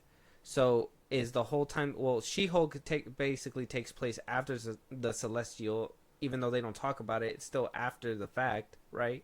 So hold on. I can answer that question right now. I got the timeline book right in front of me, so just hold that thought, okay? Okay. Yeah, I keep it real. Go by facts. Okay, so She-Hulk happens in 2025, along with Black Panther: Wakanda Forever. Hold on a second. Then we got Moon Knight, which also happens in 2025. Okay, let's see now. Celestial, because the events of the Celestials takes place like what, a week after? Yeah, so yeah, that would make sense. Because Doctor Strange happens, Spider-Man: No Way Home the year before. Boom, boom, boom. Doctor Strange. Okay. So Okay, that we're could getting kind of add up. Yeah, okay, yeah, there we go. Yeah, you're right. You're So right. they You're could right. barely Okay. be popping up, and they could say that, one of the stones probably. Oh, you know what? Here's what they're gonna do. Okay, so you know how Tiamut has been in like the center of the earth for like billions of years since like the dawn of creation? Uh-huh. Yeah. There you go. So what if they've been doing all these programs and everything, but everybody's been so distracted by the events of like the Avengers and the Chitauri and everything and all the super soldier stuff They've that's been been working in happening? silent.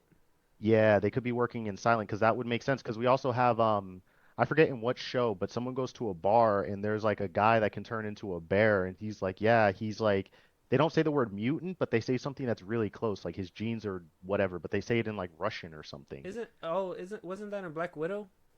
I think so, yeah. Wasn't that because that dude came out on an interview where he was like, I'm the first mutant in the MCU because I'm technically this guy or something like that, right? Where he was. Yeah, he can turn into a bear. So yeah, that would Yeah. make a lot of sense. And that means that the world, because the world didn't get introduced to Wakanda's the vibranium, like it's been there since a meteor crashed, since like the dawn of like the creation of the earth. And then you have Tiamut, who was there since the creation of the earth. So yeah, that would make a lot of sense that they've just been in the background and no one's really addressed it because of what's That- going on in That could be timeline stuff. that could be like their way to introduce them. That'd be an interesting way to do it. They would just have to say that there was some kind of like phenomenon, and there has been a lot of things that the Avengers done that could have caused mutations within people. The only thing is that weren't they establishing Wanda to be a mutant too? No, no. Because No one didn't was she start getting her powers after in WandaVision? They showed that she went through the traumatic event of watching her parents die from a missile that so happened to belong to Stark, right? I believe Yeah. it's No, Stark I and think then- she got experimented on. No, yeah, she got experimented on Yeah. by the in reality Age of stone. Ultron, but then they retconned it in WandaVision. They No, retconned no. it because they showed that she was, and that they had a whole moment where she had like something in her, right? Like- No. It wasn't that she had the only thing she had in her was like it was like a little bit of magic or something like that, but she was experimented on like kind of like Wolverine, like where they put adamantium inside of her. Like Yeah. that's how she was and then at the time too, it was like Well, way 'cause- after. In What? in the first place, they said that the Reality Stone gave them their powers. The Soul Stone. Soul Stone. There you go. Soul Stone. Oh, so 'Cause- there you go. So she looked inside her soul throughout the multiverse and unlocked it. So technically it would be like a cosmic thing. Because of the Soul Stone had to get intervened. She wasn't like really like born with these so abilities. it could have or been like anything. the Soul Stone that kind of like Woke, unlocked So- woke up the mutant mutations kind of gene. thing. Hold on, Tony Stark's missile lands, crashes in front of her or whatever, right? The same time the Red Room's getting made. I swear When my that memory's mission- great. Yeah, so like okay. So Tony Stark's missile crashes, they have a traumatic event, and then they get abducted into these programs. It's kind of like the Red Room, but it's not, and they start getting experimented on at young ages. They weren't born with the gene, right?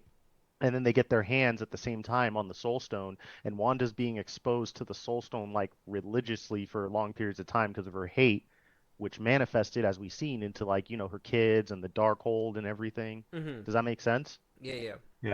So that's why she wasn't born a mutant. She was experimented on, and then her abilities got like unlocked with the Soul Stone, kind of like Vision. Okay. Because technically she's supposed to be Magneto. That's Magneto's Oh, yeah. child, right? So like, Yeah. I don't know if they'll retcon that or something will change on that, but if they do, they kind of did something in WandaVision that kind of alluded to it, in my opinion. But at Oh my least for the film, though, for Deadpool and Wolverine, because I ain't letting you guys off the hook that easy. You can't run away from me like that.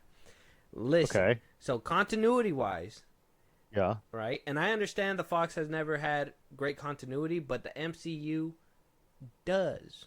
So with it becoming an MCU film, a lot of these things don't add up.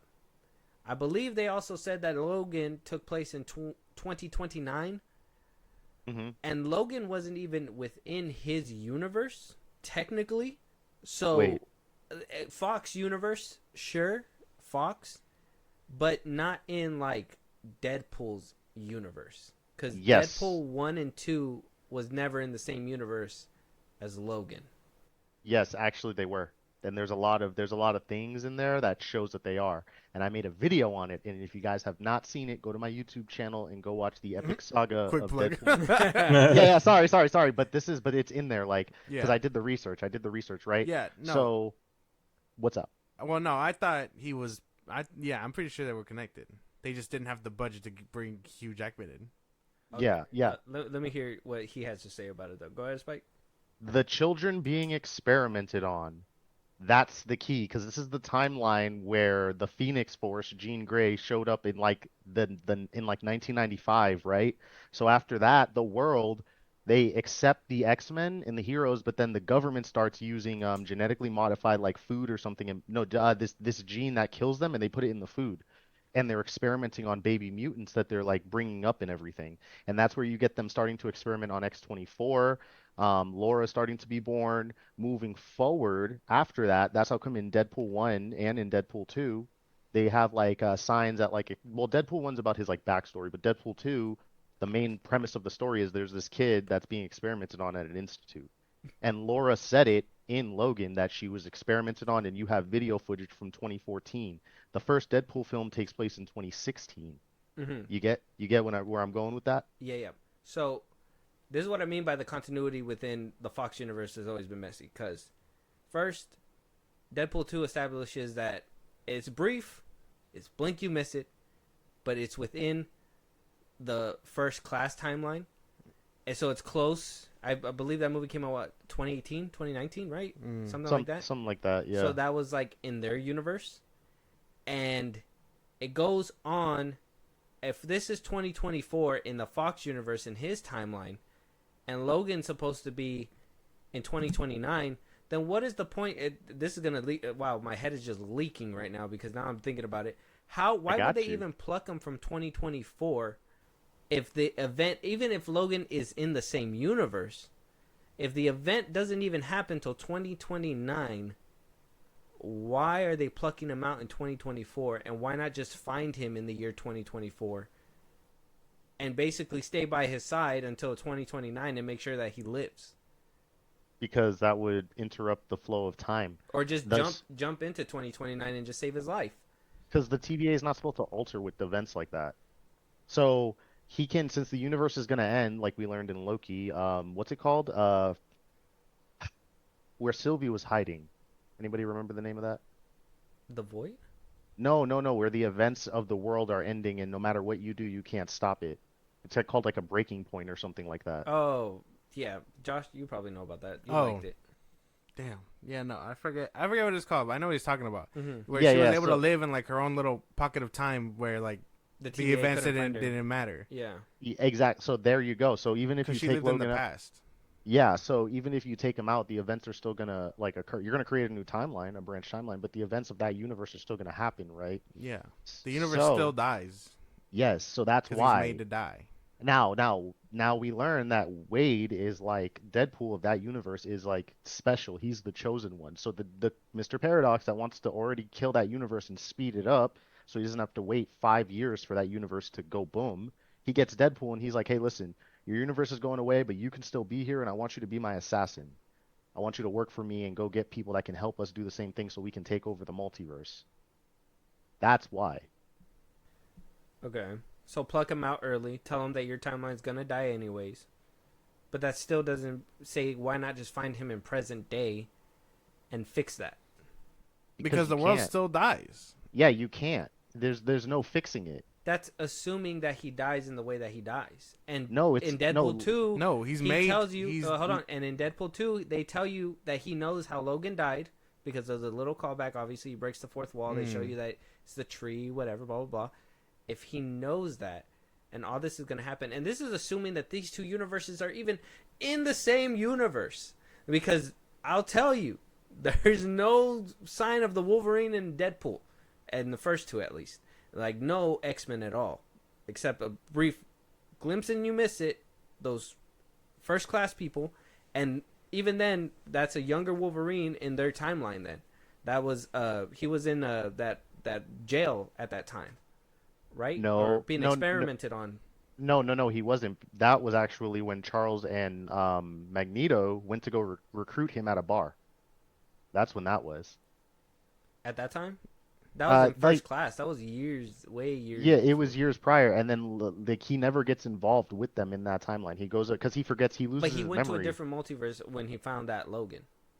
Exactly. Yeah, so but but that's what I'm saying is that, at least for the story wise, I know, like I said, I understand continuity with Fox is already messy, but in this movie, Deadpool and Wolverine, it's very hard if you're not giving us a complete like streamline, especially knowing the things from previous films and telling us that you weren't gonna mess up with this timeline and blah blah blah blah. Like, why not just keep that completely separate and just have done a different story? Maybe starting off with a Wolverine in a different universe or something, and Deadpool finding a way to get to that universe and helping him, Wolverine helping Deadpool get back to his own universe or something like that. They could have went a different way, but they purposefully included Logan to not only use him as a gag without worrying about the repercussions of what's gonna mean from that. And look at that. Look at this pile of shit that we have now. This big mess Pile that you of shit. cannot understand. Pile of shit. Look, well, okay. Well, So- here's the thing though, because you brought up the Deadpool scene and stuff, and like, yeah, he can break the fourth wall, but he can't stop anything from happening. There you go. That's time has to flow the way it's supposed to. That's why. So when he's like, "Oh, I know how Wolverine dies," and he thought it was edgy, and so I'm gonna die here too. Like, that's just a joke. He can't stop himself. He can't stop anything from happening. That's why and if the world says, "Hey, man, you're gonna die," there's nothing the universe that you can do that stops you from dying. Deadpool can stay by his side till he's fucking another 200 years old. Yeah, that's not gonna stop him from dying. He's still gonna end up dying. And let's look at Loki season 1 and season 2. They answer all these questions throughout the seasons themselves. That's what they do. That like, one those 2 seasons were a chore. No, it wasn't. Gotta be honest. But that's what I mean. They set the ground rules, and for the most part, Deadpool was kind of playing by him. Yeah, the only thing they stopped doing was pruning. Yeah, and he said it, and I had to go on Twitter and say something to somebody about that because they were like, "Oh yeah, so and so, they're gonna prune XYZ, this and this, and that's not the TVA's goal anymore." And somebody was like, "What was their goal? To gather multiversal heroes to stop an imminent threat that's coming in the future that Loki knows about." Because that's what Loki did. He sat there and he made these things. So a lot of these events are going to be confusing. They're not going to make sense because of continuity, because they're following different timelines, like a lot of universal issues and stuff. All Loki has to do is be like, "Hey man, this is coming. We got to get people together." Yeah, but he has to do it slowly because if you have all these other characters, you don't know their attitudes, you don't know the different variants. He's experienced it. He knows, So you think that either which way, this is a branched reality. So this is not Earth 616. No, this is Fox universe. It's Deadpool's perspective is the Fox universe. TVA, it's one TVA in the middle of the whole multiversal timeline and the new timeline that we have The Fox right universe now. is just a branch timeline tied to the universe. Yeah, it's what's it called? Tied one of to those the tree rings. of Yggdrasil that Loki decided to keep alive. But a second ago, you guys said it was 616. But now No. it's not 616. No, we're saying that No. there's 2 Deadpools. The one in 616 got Yup. denied by But it's the same by Deadpool Happy throughout Hogan. the film. And then Deadpool, said- it jumps to Deadpool, who's having a But it's the midlife same crisis Deadpool throughout the film. in Deadpool. It's in not the different Fox Deadpools, universe. though. Ray, you're following me, right? Yeah, I'm following you guys. Yeah, like there, it's one Deadpool.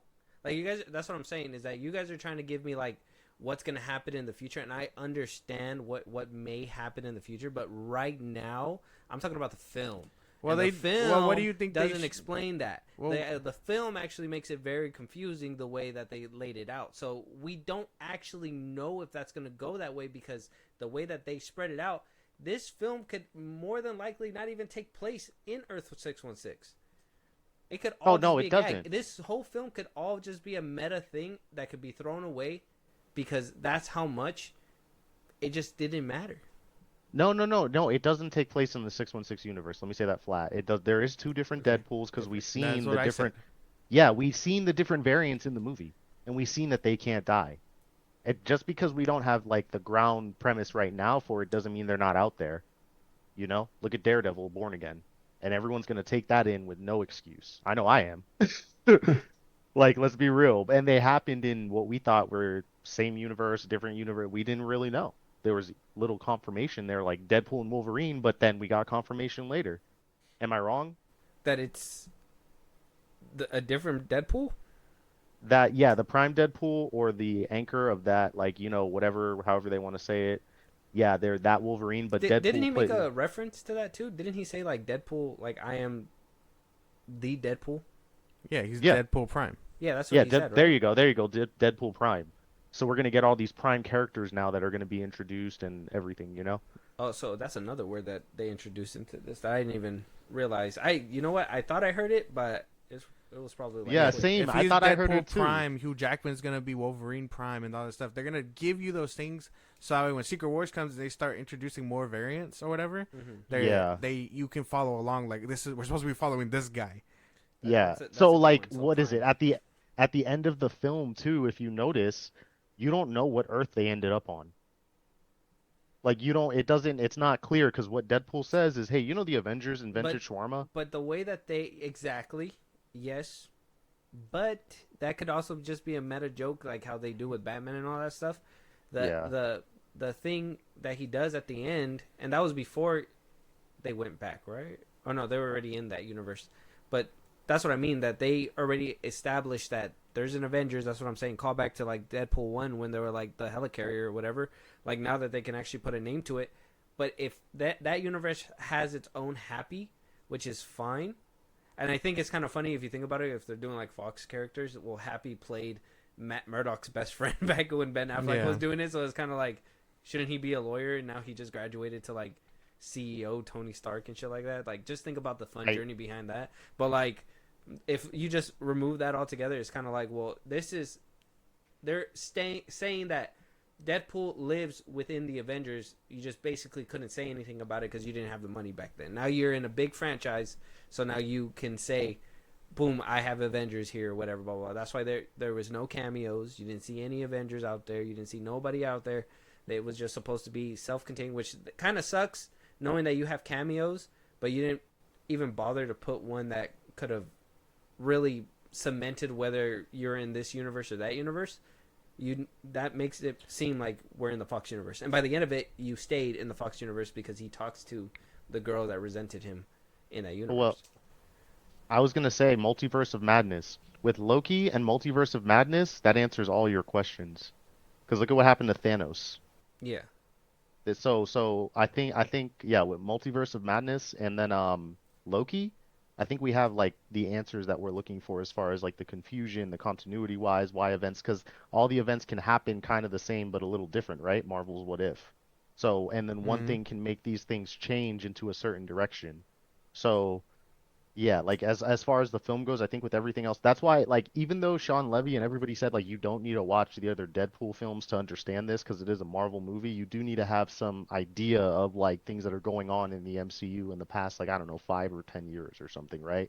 Which everybody does. Which nobody really, it doesn't make any sense, and they're adding more words like Prime and anchor beings, and we still haven't, I mean, we kind of moved away from what it was before, but now we're in a different era of like different names. So well, I guess I mean the thing. Okay, so have you guys read the Battleworld run in 2015? No. Okay, so that's where the issue lies, because when I talk to like normal people that like Marvel, but they're not as like fanatic, let's say, as myself, like comic books and stuff. Yeah, they go like, yeah, well, in the comics XYZ happened, so how come in the movie this and this like this? Because they're two separate things, right? Yeah. So Marvel pulls stuff from there to create these stories, these new stories. So what they're doing now is they're adapting the Battleworld idea. That's why you're getting Doctor Doom right now, because everyone's like, why would they reveal that right now? Because, you know, they're going to set the premise for that for God Doom in that run specifically. Okay, so the Secret Wars. Yeah, you're jumping to the back end where we're gonna talk about all that. The grander scale. That's gonna be the grander scale type of conversation. Right now, Gotcha. I'm still on the list of trying to change y'all's minds. They're So two different Deadpools. yes, no, Yes. same Deadpool No. within the film. Ray, same Deadpool within the film. Yeah, to me it seems like it's the same Deadpool. It's the same. I don't know. Yeah, I kind of see your guys' point, but I don't know. To me, it's the same. It and in the end, it is hard to tell where they ended up and why. Like why they ended there. Yeah, why they ended up there. Emma Corrin's character Cassandra, how did she know where to send them back to? Yeah. I don't know that. That's see, Ray's on the same track with me. He understands. Okay, he's getting it. So there's that part. There's at least that part. I don't know. Continuity. Overall, there's a lot to clean up. Yeah. If the MCU is going to start with this, there's a lot to clean up from Fox, pretty much. Yeah, and I understand. Like I said, the Fox was probably going to be an issue already. It's kind of like one of those things where it's like, oh, now I got to bring you and all this baggage in. But if we want to be real, Deadpool was always on his own. They could have literally done something where couldn't have touched anything else and came this way without having to add all this convoluted stuff. But for some reason, they did it anyways.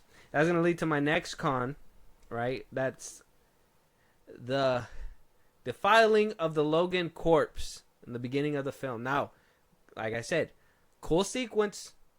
Thought it was fun. I laughed. There was funny scenes. Fucking sticking a bone in his dick and fucking jerking it, like pretending he was jerking. I understand it. Bye, in sync. I get it. But you told us you weren't gonna fuck with Logan. That's what we were told. You're not gonna fuck with Logan. You're not gonna do anything. You're not gonna touch it. It's in its own universe. It happened. Blah blah blah. In my head, like Fox universe, I always thought it was Origins, the Wolverine, and then Logan. Like that's always how I thought that Wolverine was in his own universe because you've never seen him interact with any other X-Men, whatever, blah, blah, blah. It was usually self-contained stuff, except for in the Wolverine when they brought in Jean Grey and they kind of made it seem like it was after the events of The Last Stand. So that's where I said messy Fox continuity. It is what it is.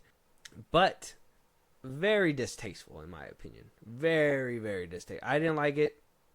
Thought it was funny. It made me laugh. If we could have went about it a different way, I would have completely enjoyed that better. But I gotta say it was that one left me kind of mixed when I left the theater. I will say. Anyone want to chime in? Yeah. Anybody? Anybody? No, Anybody want to bite?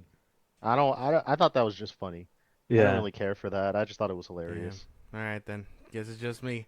Yeah. I want to say it rubbed me the wrong way a bit, yeah, because they did say they weren't gonna do it, but at the same time, I guess it's expected. Because I mean, if you really think about it, I mean, all he did was, use his skeleton to help fight the bad guys, and then, well, we did get that cool like claw scene, which I thought was pretty fucking cool. But I mean, if you really think about it, Deadpool would do that. Right? To his, like, his body and stuff, knowing that, oh fuck, dude, you really did fucking die on me. And then at the same time, his like, whole shit to be like, for him to like, he was pressed about it. He was very pissed about it because he was like, I drove all the way out here to fucking bring you back and you're dead, like for real. And then at the same time, it is a little bit. I guess it did kind of preserve it in the sense that they totally could have plucked him, before Logan and stuff, and be like, this is how you die. And then it's like, oh no, now we changed the timeline. Yeah. But I guess in the sense it did preserve it. This is just Deadpool really desecrating his body, which you could be mixed about it, which is fine. But I think with what they did, they were just like, he's pissed at everything. He's out here and now he's being hunted by the TVA. He's just gonna fuck shit up, let out his anger, and his skeleton was right there. So I get being pressed about it because it did kind of rub me the wrong way, but I guess I can overlook it.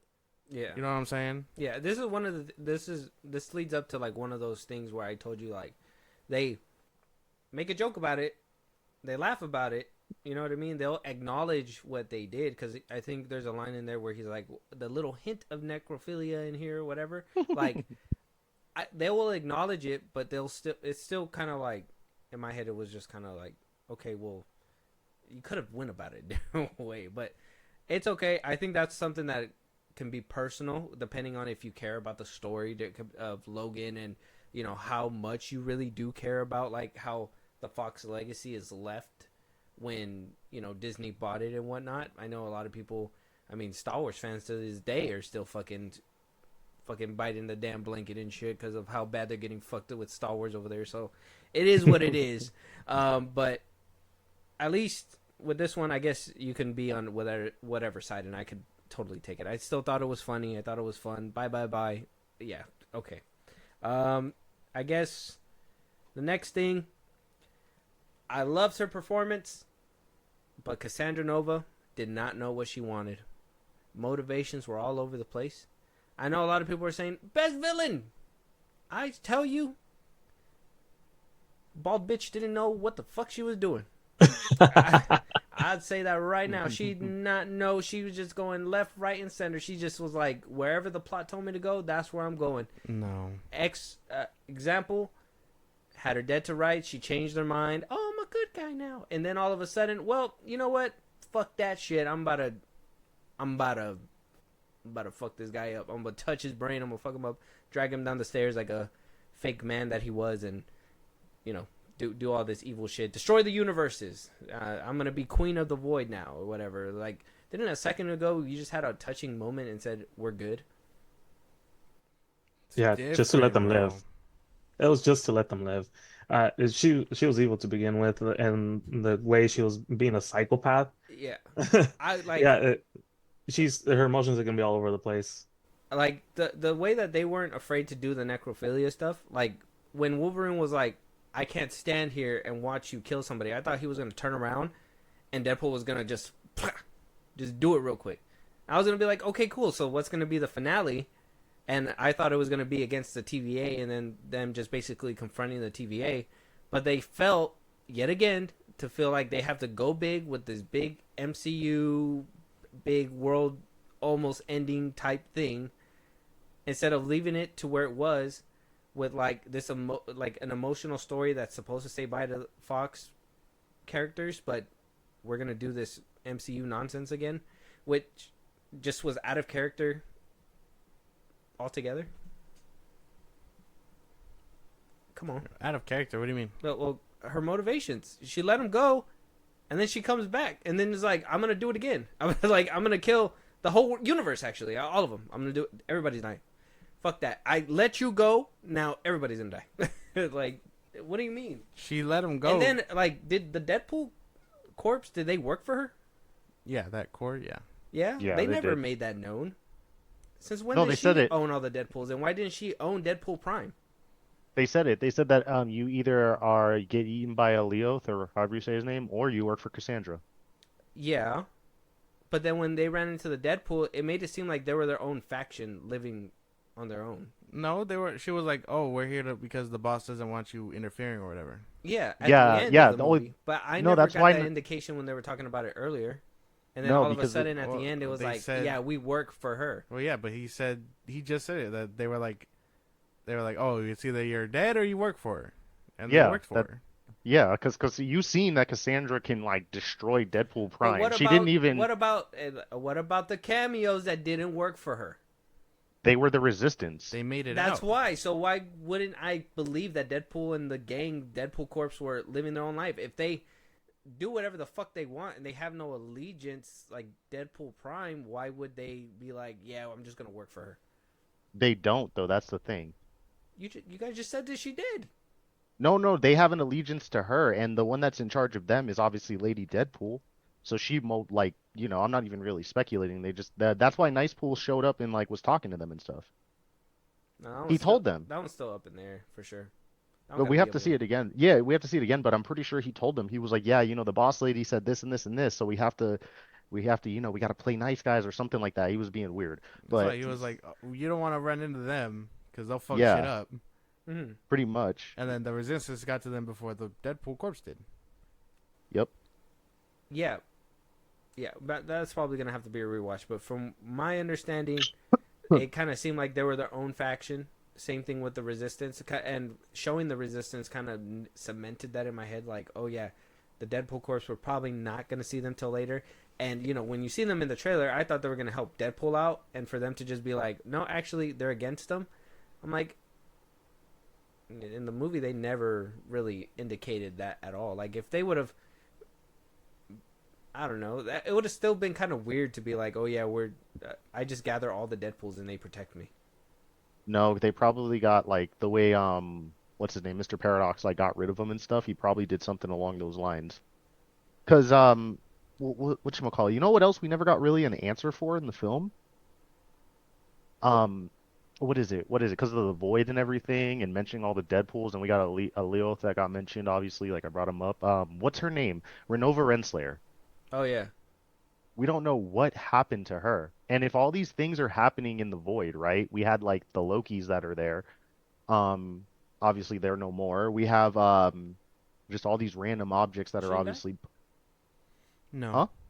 She ended didn't. up in the void, and she found one of King's like things. Yeah, and then a Leoth popped up in front of her. Yeah. So she could be dead. We don't know. Yeah. Possibly. Yeah, like, but not. But maybe unconfirmed. Not. Unless Miss Minutes popped up, huh? And was like, let's work together or something. No, she found the little like coin thing, and then that's when the entity or whatever was like coming for her, the dragon thing, and then it cuts to black. Remember? Oh yeah, so she could be dead or she could be alive. Yeah, Alioth. Alioth was coming at her. Yeah. From Loki season 1 episode 5. No, yeah.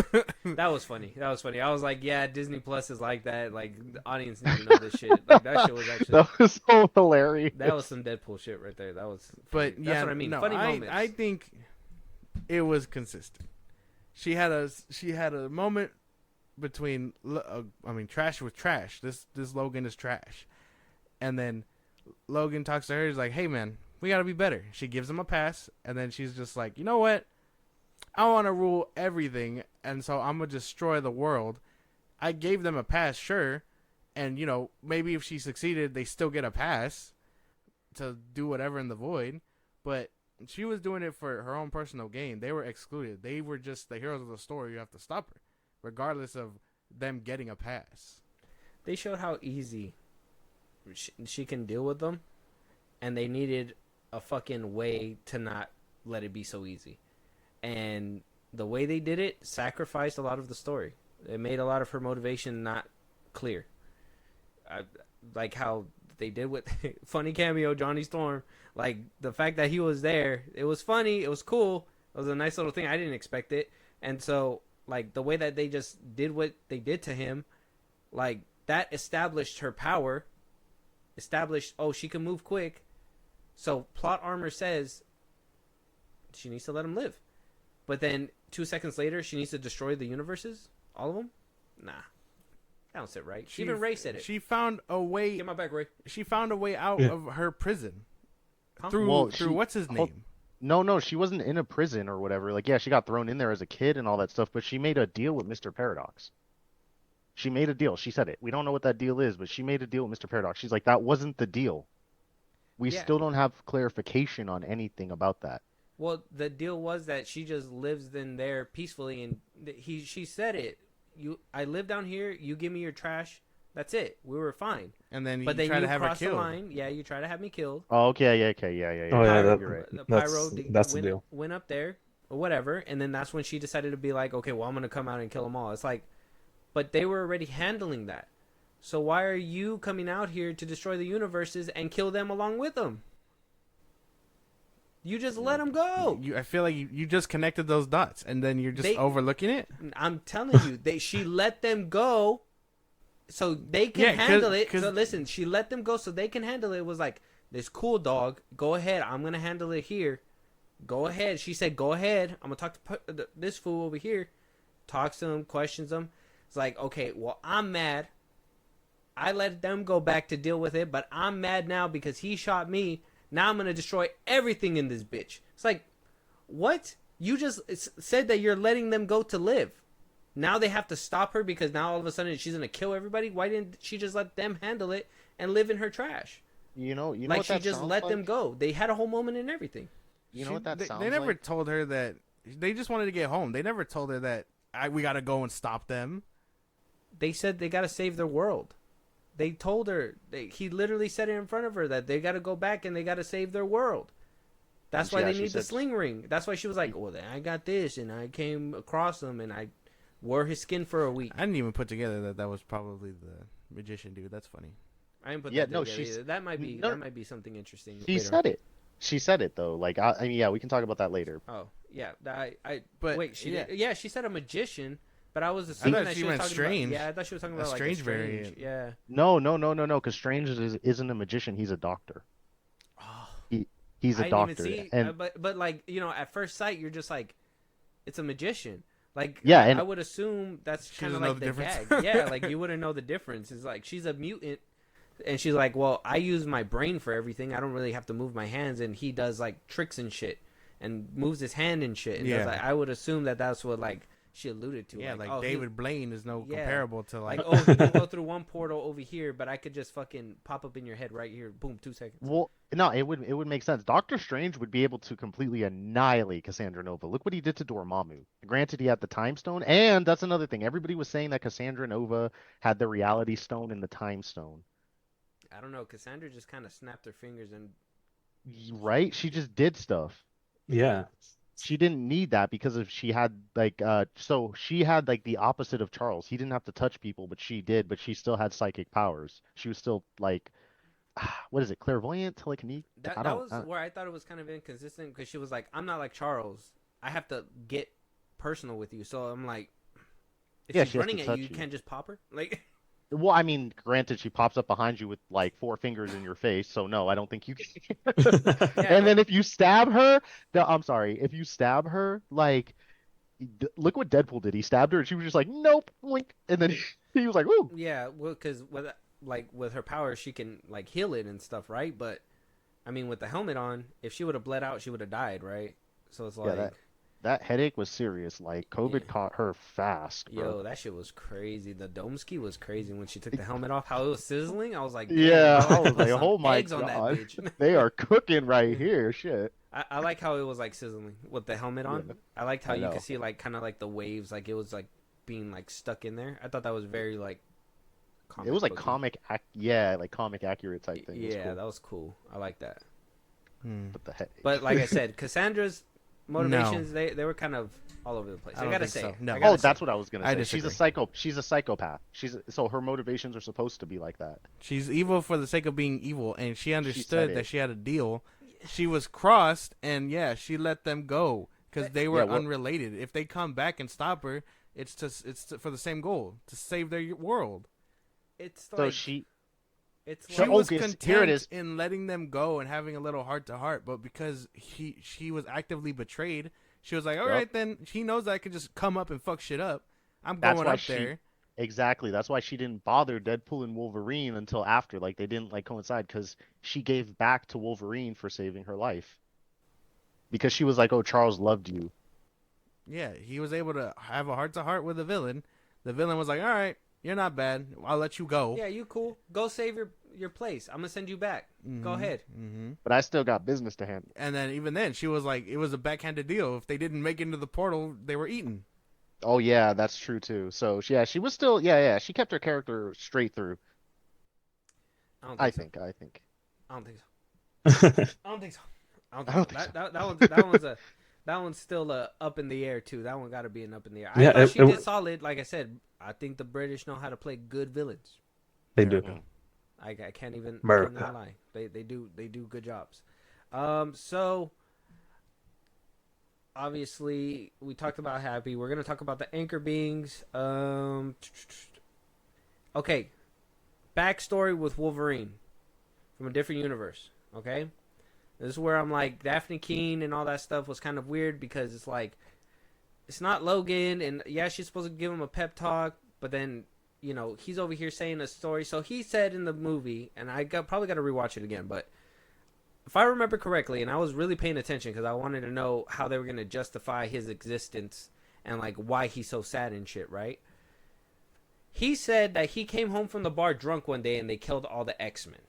But then later on he says that they did that because he went on a killing spree. But that would be weird, right? Because if he went on a killing spree, why is he still allowed to even... Why wasn't he the one that was killed? And why did all the X-Men die and not just him? Right? And then if you think about it, and it's like, well, you know, the Logan timeline, I think they said it was like Charles killed most of all the X-Men because of like his brain or whatever. So this one is a different timeline, so that's not gonna be effective here. But the backstory just didn't make any. It didn't make any sense to me. Am I tripping? Yes. That would be weird, right? So why would he go on a killing spree and they go, well, we're gonna kill every single X-Men? No, they're like, we're gonna kill them all. No, hold on. You got it backwards, man. Yeah, you got it way backwards. Okay, how do you say it? Okay. So look, wait, Spike, you want to take it or? I mean, sure, if you Go want. ahead. Like, you know, okay, so basically, Wolverine doesn't want to be part of the X-Men. He's like, F you guys. He probably got into a fight with Cyclops because of Jean or something. Goes to the bar. When he goes to the bar, maybe after he leaves, he gets completely, utterly shit-faced. You know, blacks out, is gone for a couple days or something, right? And then comes back. These X-Men are all dead and gone. And he's like, they called me and asked me for help. Now I'm depressed. The people that were my family are gone. I'm gonna go get revenge. Get soaked up with revenge, and then that's how we get where we're at now. No, but that's not how he put it. He said, because in the first one with Daphne King, he literally said that they killed all the X-Men, and that's why he wears the suit. He wears the suit because they killed. Charles always wanted him to wear it. He didn't want to wear it. Scott wanted to wear it. Or Scott, whoever, wanted him to wear it. He didn't want to wear it. That's why he wore it. He literally said he left the bar after being shit-faced, after they were calling for help, whatever, and that they were dead. But that the reason why they hated the X-Men was because he went on a rampage. That's what he said. Yeah, no, when he got back, like, the main members of the X-Men were dead. But so then he went on a rampage and got everybody murdered? What probably happened... He got all the rest of the mutants murdered? Or whatever? Yeah, because he put a bad name out there for himself, because he probably went by and got revenge as any Probably crazy... killed every hero in his universe. He said he didn't matter if they were good or bad. Then that leaves another thing, because that says... Oh, he did say that. No. The humans did say band that. together and was like, we're killing every single mutant on this And- earth, but this Wolverine can sit in a bar and ask for drinks. No. It makes sense, because in Logan... And like I said, when they released this mutant gene that they put in the food, we learned that in Days of Future Past too. Days of Future Past. Even though it's a different timeline, we learned that like mutants got imprisoned, and we also learn in the new timeline the same thing kind of happened. But the children were getting experimented on. Mutants were getting decreased, like being born in the mutant population. So it makes sense. It makes actually perfect sense. Damn, imagine being killed at birth because you're a mutant. That'd be crazy. Yeah. Not even that, being experimented on at birth, bro. Yeah, but that's what I mean. But then this Wolverine can go and sit in a bar and have drinks. I mean, you're gonna throw hands with someone that you know is a murderer? Yeah, I'm good. Yeah, Did either you way, see he can't die. He was like, Did you "Hey see man, look, you're not allowed in here. You can't have the drink." And he's like, "Just give me the damn drink, and then Why- I'll go." Dude, Why wouldn't he just be like on America's Most Top Wanted list? Why wouldn't they build a big... If they could do it, think about it, because then you gotta... The Fox universe says even back in the damn 60s, they had a whole bunker where they can keep Magneto in. Yeah, but the thing is, like I said, in So the it just timeline... it just makes it weird, because you can No. lock up Wolverine. He just has Yeah, claws. you just can, gotta but chain him up. hold on. They've done In it the multiple time... times. You're right. But in that timeline or whatever that Deadpool went to, and that branch and all that stuff, like after Wolverine did all that and like experienced that, and he was probably just at the end of the killing spree or whatever, right? Uh-huh. You know you can't stop him because, I mean, look at him. Even if they can lock him up, it's going to be pretty hard. But also, that's at the same time where the government was putting these food chemicals inside of the food to kill off all the mutants. That's like right in smack dab in the middle when X-23 is like, I don't know, gonna be universe. This is Wolverine's universe. This is his universe. This is a totally different universe. They plucked him out of a different thing. Remember, his backstory is from a different universe. Well, then, They didn't yeah. go to that Days of Futures Past universe. They went to that some random universe because You're he right. went through a whole different thing. Which that's where it leads me to where it's like, all this convoluted stuff leads you down to, well, think about it. That's what makes the the different Wolverine, seeing Hulk and versus Wolverine and all that stuff. Yeah, it's fun. Like I said, better executed than the Flash, but they make them no better than the Flash because you go through all these hoops and jumps, and the back end, it didn't pay off for you because the story just doesn't make any sense. You could have literally, instead of doing all this cameo and shit, could have explained the whole Wolverine thing in a few minutes or whatever in his universe, and really made us feel for it. That would have paid off for the ending. But what they decide to do, they're like, nah, they want to see some fan service. They're going to eat this shit up, which we did. It was good. It's delicious. It's like having dessert instead of vegetables. You know what I mean? Like, it's good, but, like, sometimes you got to ask, well, when am I going to get the damn vegetables sometimes? Like, I want to know why this tastes so good. Like there's no reason why you're cooking us this bakery when you can easily give us a balanced meal of, like, a good story with these cameos. Like, how they kind of played with, We did. like I said, with the other cameos. He I said mean, we Johnny did. Storm, Elektra, Blade, Gambit, 23, Lady Deadpool. I mean, even, like, seeing Cavill's thing, that was was crazy. dope. That was was cool.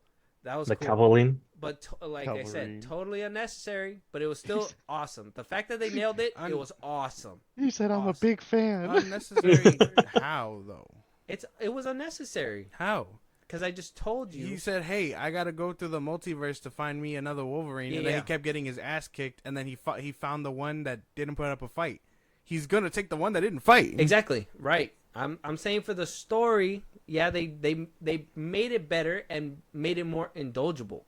But if you think about it, for a better story payoff, especially for the Wolverine, that whole time where they're showing you these cameos, you could have found a Wolverine, gave us his backstory, understood it, and we could have kind of had a more powerful moment with this Wolverine at the end. We did have a powerful moment. And not as powerful as it should be. Like I said, I've had more feels in the first 15 minutes of Deadpool 2 than I did in this whole film. And that's only because there's certain times where they, like I said, they could opt for something more better, more emotional, but they give you quick fan service. Sabretooth versus Wolverine fight that Ray referenced earlier. That's another thing where I was like, that could have been an emotional moment. There was multiple movies with the Wolverine where Sabretooth was there. That could have been something good. But they opted for something cool, fast, and easy. That Wolverine... The Juggernaut, X-23, that whole fight and everything, cool. Should it have been a little bit harder to get the head off of a Juggernaut? I would think so. But was it cool? She's fast. Undercut She's it. faster than him. Come on, guys. Somebody got to back me up here. No. Somebody. Wait, no. Wait, hold on. Wait. Let's the guess. Ray, what do you think? I think we got to go back and listen to that again. But I mean, to that part of where Wolverine explains his story. But he chose that Wolverine. Yeah, he could have chosen any other Wolverine, but he chose that one because he's the only one that didn't put up a fight, and he was running out of time. He didn't want to keep on hopping through from place to place, finding a Wolverine, him automatically trying to kill him. But he found this one that wasn't willing to put up a fight. Like, you know what, this is gonna have to do. That's why, like, he put up with his alcoholism, his and having to lie to him to get him to help him. Okay. That's how I felt about it. Like, sure, he wasn't the right one, but it was good enough for him, and perhaps he would change his mind. Spike, what do you think? Yeah, I think that he just kind of took, well, knowing how Deadpool's character is, I think he kind of just took the first thing that really got presented to him. Because after seeing a Wolverine Hulk, Calvarine, Patch, super old man Logan, one-armed Resistance Logan, bro, I would, at that point, yeah, I would probably take him too. Okay. Yeah, I understand that. I understand the searching part. What I'm saying, and kind of just to make it, I did kind of go into a whole thing. What I'm saying is that kind of like the Flash, when they put you in a whole gallery, you went through planets, looking through the windows of all these universes. Oh, look what's happening. that was soulless. They didn't make any sense. They made this one work for the movie. But when it comes down to the emotional payoff of the film, instead of giving us these different universes, which were fun, I'm not saying that they weren't. They were cool. They could have given us one specific Wolverine that we could have focused on, built up a little backstory on him. So when we got that whole Cassandra Nova moment, it would have hit 10 times harder than just being like, yep, that's the one. Let's get him out of here. Like, that runtime eating up, and like I said, they make a joke about it. I mean, multiple times they're used to 2-hour movies. Oh, they love this nostalgia fan service. At the end, he says, what does he say? We're almost there, folks. Just hang in there. Like, they know what they're doing. They're trying to pad for time to get you there, get all this fan service in, but they could have given us a story. There wasn't a hard-hitting story. Yes, there was. They were raising the question about why this Wolverine was so bad and why he was so ass and why he wanted and death. The story didn't make sense. Yes, it did. If they would have showed you and given you a little bit more behind the scenes, they showed you. They showed you. Can we just gave you the bare minimum. I literally told you what they said. I literally told you what they said. No. He goes, oh man, I don't want to be part of this team. I don't give a fuck what they think. I'm leaving. They get attacked. He comes home, finds their dead bodies, and then he goes on a killing spree, which brands all mutants evil. So they why kill is him. he able to go and have a drink at the You're bar? gonna fuck with someone that murders I got you, people? bro. Yeah, you know what this have is? His Hold on. wanted picture on there. You're gonna go fuck with the Wolverine? Hold on, I got you, bro. Why do we drink and drive? Wait, why are we not supposed to drink and drive but bars have parking lots? It's one of those situations.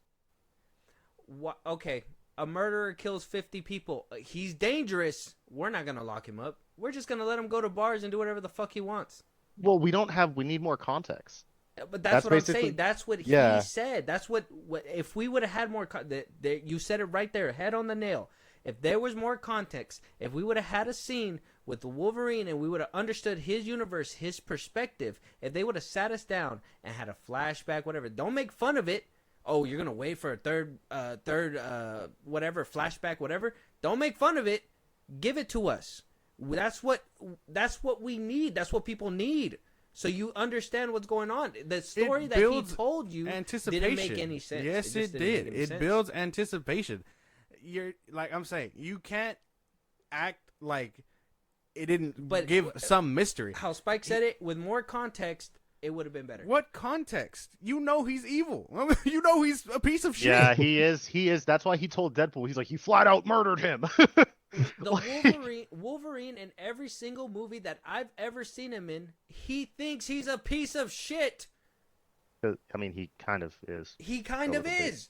So so we're just, in this movie, he thinks he's a piece of shit again. Okay, but why? In the other movies, they bothered to let you know. In the Wolverine, he's bearing all this weight. Okay, so in Origins, he's bearing all this weight. So what I'm hearing is, it's a same like a routine kind of thing. But what I'm hearing is you wanted no 5 don't more say that out of a weird movies spot. till this. You wanted 5 more movies for this different Wolverine before we seen it. Oh, that's what you're saying. I said I literally said it to you. See, now you're obfuscating. This makes no sense. What more context do you need outside of this Wolverine is a piece of shit? Instead of giving us a gallery of different Hugh Jackmans, short Hugh Jackman, funny. Oh my God, short Hugh Jackman, yes. Oh yeah, I forgot about that one. Runtime and filler runtime. That's all it was. It was just a pad runtime. Because they didn't have a story. You could have showed us in his universe that time. Maybe give us a couple jump throughs or whatever, or give us, understand this, the ultimate cut on DVD of more different spots that he was visiting. But at least for the theatrical cut, hey man, at least show them why this Wolverine is suffering so much. Let them know visually so they can understand and get a better understanding and not have to be told through exposition and dialogue. See, so they did tell you. And if they would have taken the cat, they did tell you. They didn't tell you. Yes, they did. You just said it. Spike just said, with more context. With more context of why he's able to sit in a bar, humans are going to be scared of him. He didn't even want to serve him. He was just like, I'll leave. Give me my last drink. Okay, we're not going to find any common ground here, but I am saying you're obfuscating. You're changing it to something else. What I'm telling you is, if these cameos were taken out and they would have showed you a little bit more of the Wolverine's backstory within that universe and filled it up with actual like visuals. I mean, my big thing out of this movie too was that the lack of X-Men.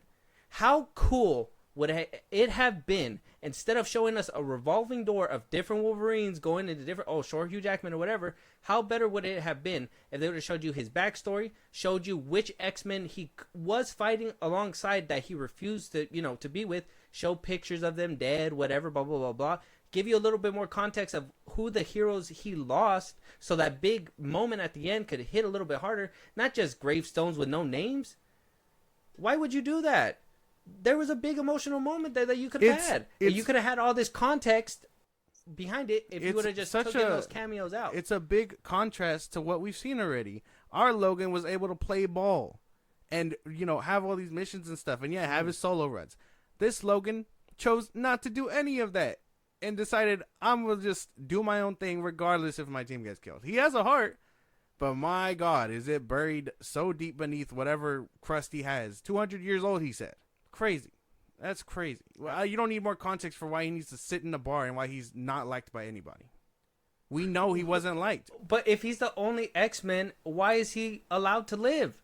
If the humans went out of their way to exterminate the rest, why him? And if he's the kill him. If he's the main culprit, why not him? You can't kill him. But you could kill every single other one, even the unkillable one. No, if he existed. There you go. See, boom. A little bit of context. You don't need to know. Long way. You know what's cool about the old Fox?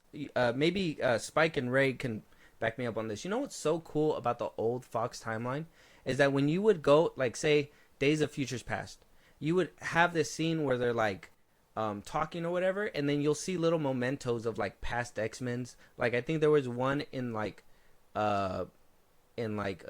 is it?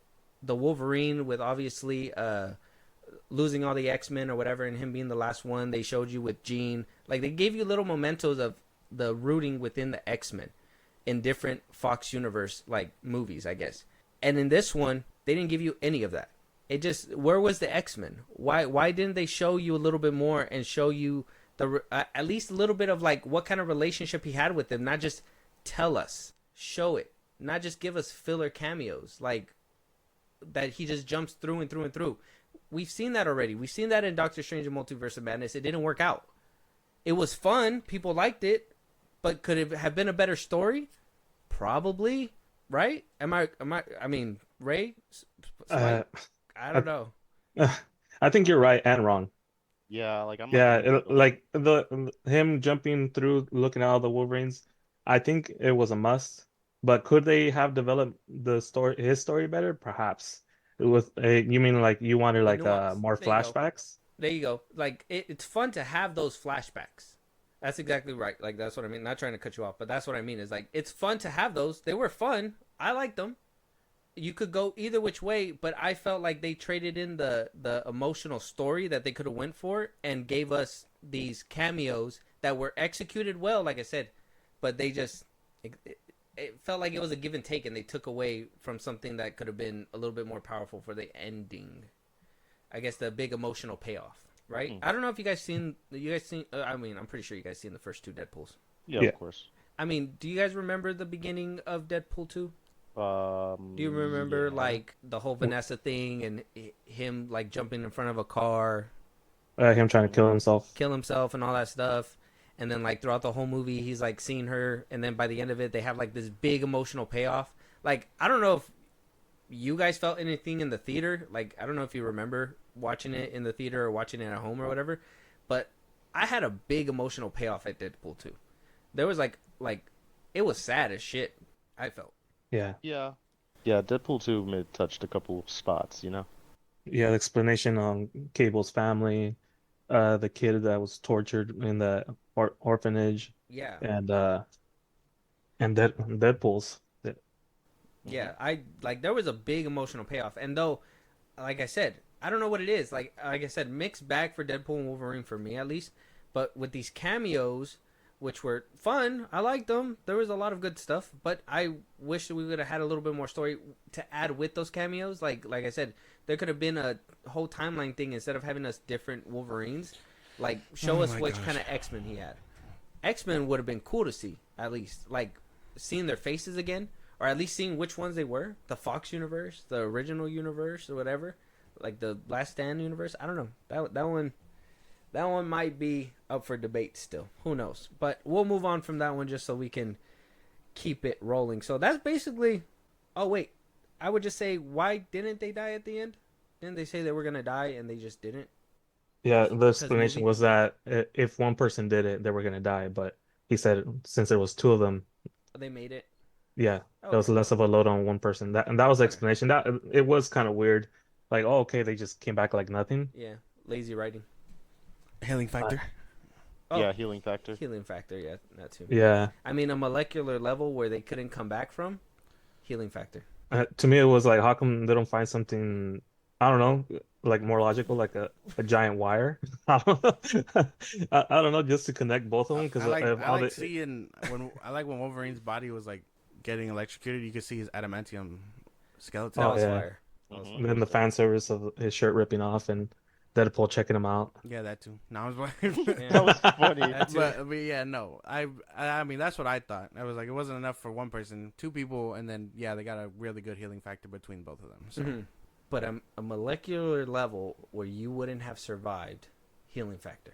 I don't know. They have really good healing factors. I'm pretty sure there's something in the comics about that. The writers need to get paid more. I'm just saying, bro. Like they if they would have had a little bit of a bonus, they probably would have made a better way to survive. And they just kind of walked out all cool. It was cool.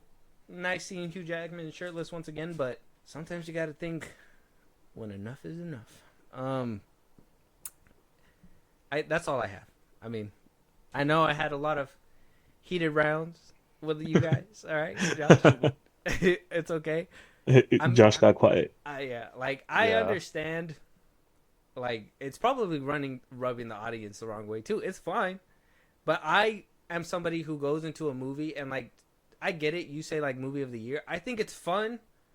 I would watch it again, but I nowhere near got any kind of emotional response in this film.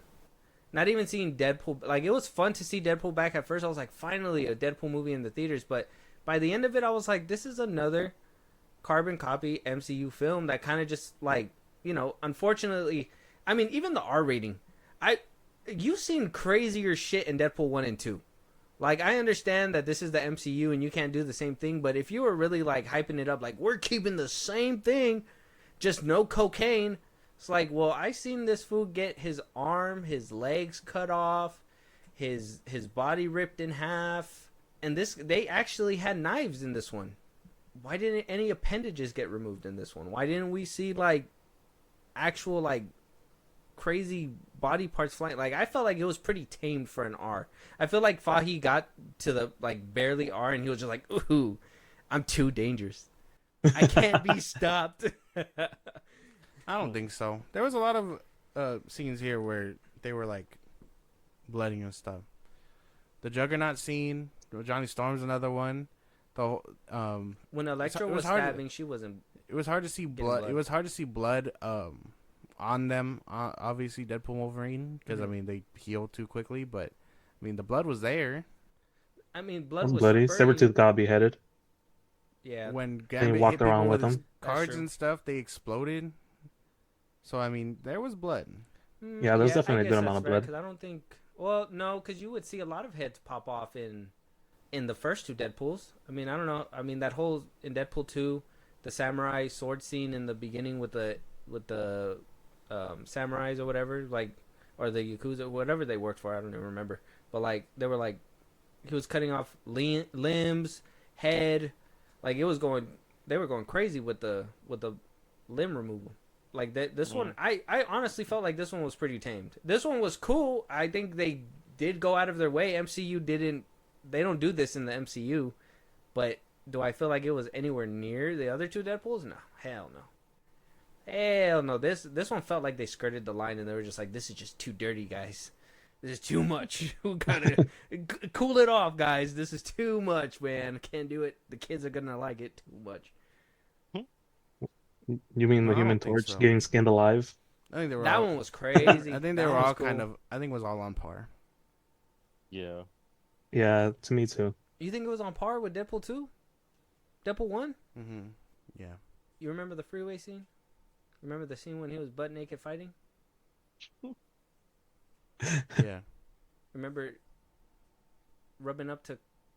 Never mind. I, Deadpool 2 got pretty crazy, and so did Deadpool 1. This one, I don't know. It was R-rated for sure, but kind of tamed. I felt a little tamed there, just a little bit. Really, the whole scene with the TVA, Deadpool fighting the TVA.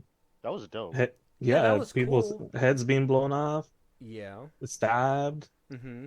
claws up people's asses. Yeah. That was so cool. That was amazing. All the I've never blood seen and it in the gore. MCU. But tell me, okay, watch that one, and then, like I said, watch the first 15 minutes of Deadpool 2. Blows it out the water, 100%. Like, you see the brutality that comes out of it, and I mean, you can make the case with this one that obviously they're X-Men fighting other X-Men, so, and you know, Deadpool was fighting, you know, regular people. Totally can make the argument of that. That's fine, but you would think you would see Deadpool getting a little bit more limb placement, a little bit, you know, Deadpool. I mean, if Wolverine can cut heads off, and he's fighting Deadpool, and we've seen his body limbs come off before, and they can move that fast, I'm pretty sure he would have gotten some limbs off. We could have seen something like that. Oh yeah, I agree with that. I think Deadpool would have gotten some of his limbs chopped off. Fingers, I would have literally settled for fingers. I would have thought like some of his fingers would have came off, but they didn't even go for like fingers or nothing. Well, when Wolverine was fighting Deadpool, Mm-hmm. they were pretty on par. Yeah, I would say they were pretty on par. I love the bear crawl scene. I will say that. Yeah, that was He's that not was like cool. when he was Wolverine like isn't coming at like him. an expert fighter. That was pretty cool. He's not as skilled as Deadpool is, I guess. Wolverine? Mhm. No, he's more. Well, they're both supposed to be brutal, right? Oh yeah, That's what I'm saying. Like Wolverine can't lose appendages because he's adamantium. Yeah, right? that's Like, very true. That's something that can't happen. But but Deadpool. which I thought was weird too, because I mean, he had adamantium swords. Oh, that's true. What that would be able to slice through. Huh? Mm-hmm. I thought he was gonna like chop his fucking head Balls off or off? something. I thought he was gonna kill him. I was like, oh, he got these because he's gonna go Wolverine hunting, and he's gonna run into him. But Oh, nah, he kept yeah. getting his ass thrown. And they even made it a thing to say that too, huh? Yeah. Adamantium ones. Mm-hmm. I forgot about that. That was pretty cool. They looked cool. I'm gonna add that to the list here. Hold on. Sorry, I forgot about that one. No, just kidding. But yeah, no, I for the most part I did like all the action. So Yeah. But yeah, I don't know. R-rated was there, but could have been a little bit better. finally hearing all your cons and stuff, you give it a 7. That's crazy. I like I said, I still had fun. But my thing is that if you look at like the Marvels, If you take out the fun, if you look it's at a 7. no, if you take out the fun, this movie would have been The Flash. No. No, The Flash is way. no. The Flash That's is what 10 times worse. that's what I'm saying. And this is not But a it's Flash review. That's what I'm saying. But that's But what I'm man. saying. The Flash took all the wrong turns. This one took all the right turns. Like, just think about it. Same track, but you do everything right. It's gonna be a fun movie. Same track, you do everything right. It's gonna be a fun movie. If you make the cameos count, it's Well, gonna the be a Flash's fun movie. But biggest problem was like I think the CGI. I think the Flash even had just a little bit more heart because of the whole mom thing and they really tried to Well, nail their that plot aspect. sucked too. Yeah, their plot sucked, but that little emotional payoff, at least they made it a thing to make it a thing within Ezra Miller and his mom. The only cool stuff was, I mean, that's why Ezra Miller was like I just feel the like highlight was of that film. Yeah, that was like the whole biggest anchor. the whole plot sucked. And Wolverine could have been this movie's anchor. No, It didn't happen. He was. I mean, he was. Or Deadpool Like- could have been, but like Like, I he said, literally this one was. didn't really have the anchor. Deadpool and Wolverine. Yeah. Yeah, I don't know. That one's crazy. Am I crazy, guys? Yes. Sure. Ray? No.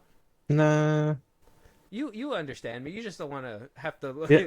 I got you, bro. Like I'm. Nah, I get what you're saying. He That doesn't it's, have you, it- Ray. it's sort of the formula it was set up in. It's the same as the Flash. It just did it in a better way. Mm-hmm. Yeah, it's just offensive when you compare it to the Flash. That's why. Yeah. Obviously, but you know, hopefully it makes for a good clip. Josh, clip that one. Crazy. Clip that one. With that being said, though, I mean, unless you guys have any cons to say on your guys' part, or did you guys like ultimately just love the movie, or did I just bring the mood down completely? I don't know. My bad, bro. You know, I love No, it. Only I problem loved with it. CGI. I let it be for what it is. There's a lot. There are movies that are out there that are a lot worse that got higher ratings. I have a couple in mind. Not MCU movies, but there are a couple out there. Don't say nothing about Asteroid City, Josh. What about you, Ray? Any cons? Crazy. I don't know if you guys can clarify for me, but why did Deadpool break up with Vanessa? Because she broke up with him because he wasn't looking for a purpose that was higher than himself. He was just doing the basic, like, it's like the typical woman that wants a man to be like assertive and do something higher because he's destined for it, but he doesn't believe in himself or something like that. Oh, okay.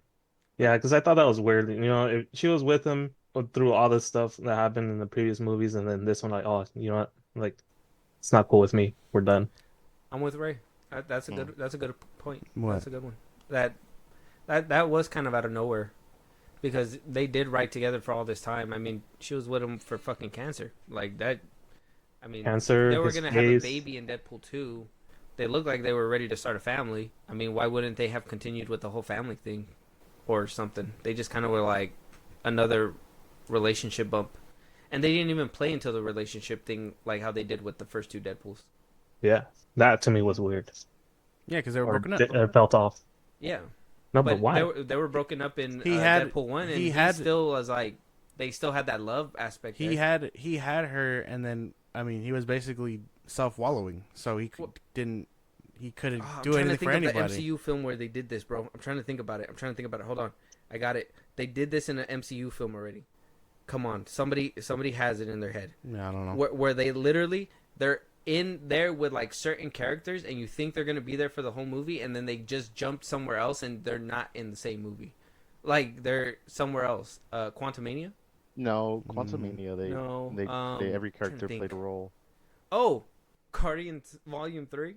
That's when you had the Guardians with them, and then they leave in the first like 10 minutes or something, 15 minutes, and they dip out. Like, it's kind of like, oh, we gotta kind of let people know that this is where they left off, but we're not gonna fuck with them the whole movie. I'm talking about Thor.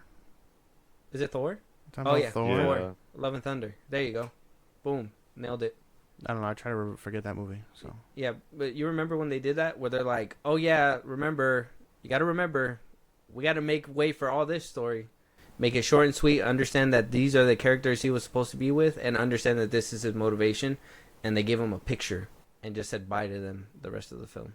Didn't even try to build a relationship with them. It's just like the relationship that you had with Deadpool 1 and 2 is supposed to carry you through, which is fine if they would have had a little bit more interaction than just a birthday party. And then her saying, fuck you, get a fucking job. Or be an Avenger or something. What, healing isn't enough? I got cancer, bitch. Like, what the fuck do you want me to do? I'm already a mercenary. Like, isn't he making dough being a mercenary? Isn't that like his job? Wasn't he making like cheese? Oh, but that got her killed. That got her killed, though. He put it behind him. Yeah, because that got her killed. He quit. He quit, and so he just didn't have a purpose after that. So when he lost it, he was just like, well, there's nothing really here anymore outside of his friends and stuff. And yeah, he's obviously cares for Vanessa, but he should have not started a enough to family be with like, not if he didn't care. Yeah. Yeah, but like I said, it kind of feels like If Love and Thunder. Deadpool 2 technically got erased, if he saved everyone, and he saved Vanessa, Deadpool 2 doesn't happen. He doesn't meet the kid. Yeah, but and then Juggernaut. when you use the MacGuffin that's only supposed to be for time travel and use it for multiverse travel, that's where we have to be like, we well, what said the it was 2 Deadpools, so I mean. No, it's not 2 Deadpools. Yes, it is. It's the same Deadpool. No. Same Deadpool. So is that it, Ray? Do you have any more? Yeah, I mean, Spike. that's the only do you thing have- that was do you have bugging me. anything on Spike? No, I'm good.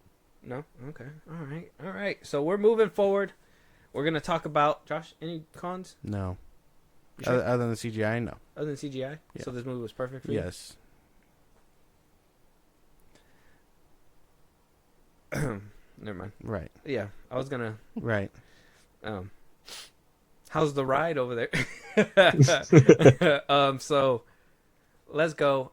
I just want to get it first things first before we get to like the whole consequences, ripple effects, all these extra words that we got thrown at us. Top 3 cameos that you guys had from the film. Spike, you want to start us off? Okay, easily Henry Cavill. I love that one. Yeah. Like I knew it was coming, but I just didn't know how, and like I was like, yes, that was good. That was good. That The was joke that came with it too is like, we'll treat you so much better than the other guys down the street. I was like, oh fuck. That was hilarious. I like seeing, even though like it got spoiled closer to the end of it. I like seeing B-15, and then yeah, I would probably have to say Human Torch showing up. That was good. Human Torch was awesome. That's mine. Okay. Very good. Human Torch was unexpected for sure. I did not see that one coming. Ray, your 3 cameos that you thought were like just straight fire? The Human Torch caught everyone off guard, man. The movie theater freaking exploded with that one. Gasps, huh?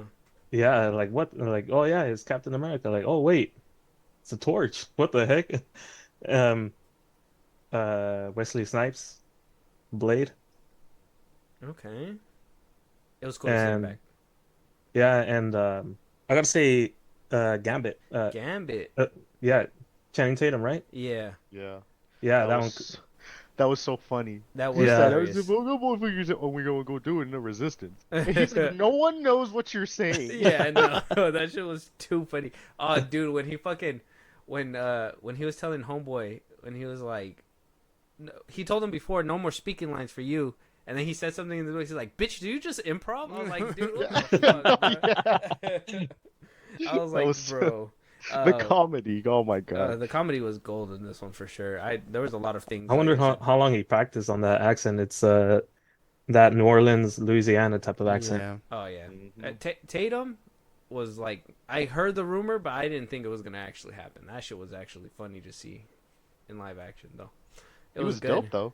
Yeah. It was dope though. I give him that.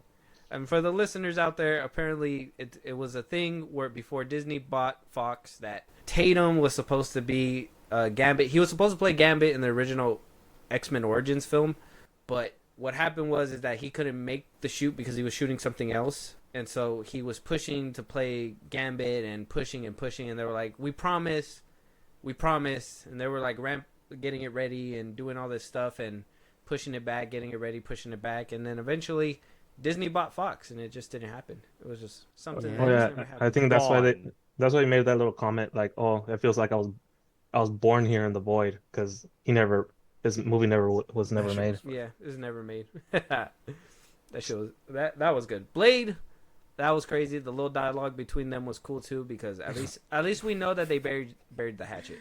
He said, I thought you didn't like me. He's like, no, he said, I don't like you. Yeah, I thought you didn't, or something like that. He's like, I thought you were retired. Yeah. And he's like, I don't like you. He's like, yeah, I know. Yeah. Where he's like, I liked Henry Cavill, Blade, and Gambit. The Human Torch wasn't unexpected and a total curveball, but yeah, no, that post-credit scene got me, bro. When they confirmed that he said that shit, I was like, what the fuck? Where'd that go, bro? That Johnny, fucking leveled up since 2005. Yeah, right? Like his banter is serious. That's funny. But nah, I mean, honestly though, that post-credit scene got me mad. Did it? That got me. Yeah, you know why? Because all they had to do, not tell anybody, and just it'll take them a day or two, or we'll give them a week to make it perfect.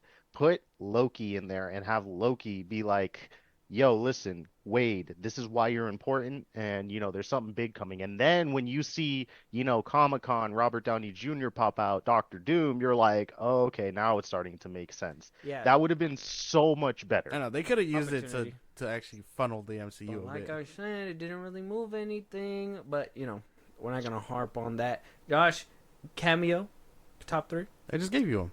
What'd you? What? One more time. Man, Cavill, Blade, and Gambit. Oh, very good. Seeing Blade, I was like, oh, fuck. And then when he said his line where he was just like, motherfuckers always try to skate up it, I was like, oh, beat their ass. Like, and then he turned to Zazel in the dust. I was like, that's him. Yeah, that was He's serious. Yeah, that was He good. still got it. Marshall Ali, who crazy, bro. I Crazy. like the disc. Yeah, that little disc was crazy. Exactly. He knows. It was gonna be one blade. It's like, Yep. okay, bro. He said, and then I like it when he was like, "How many Punisher? Which Punisher is it? Because there's been like 5."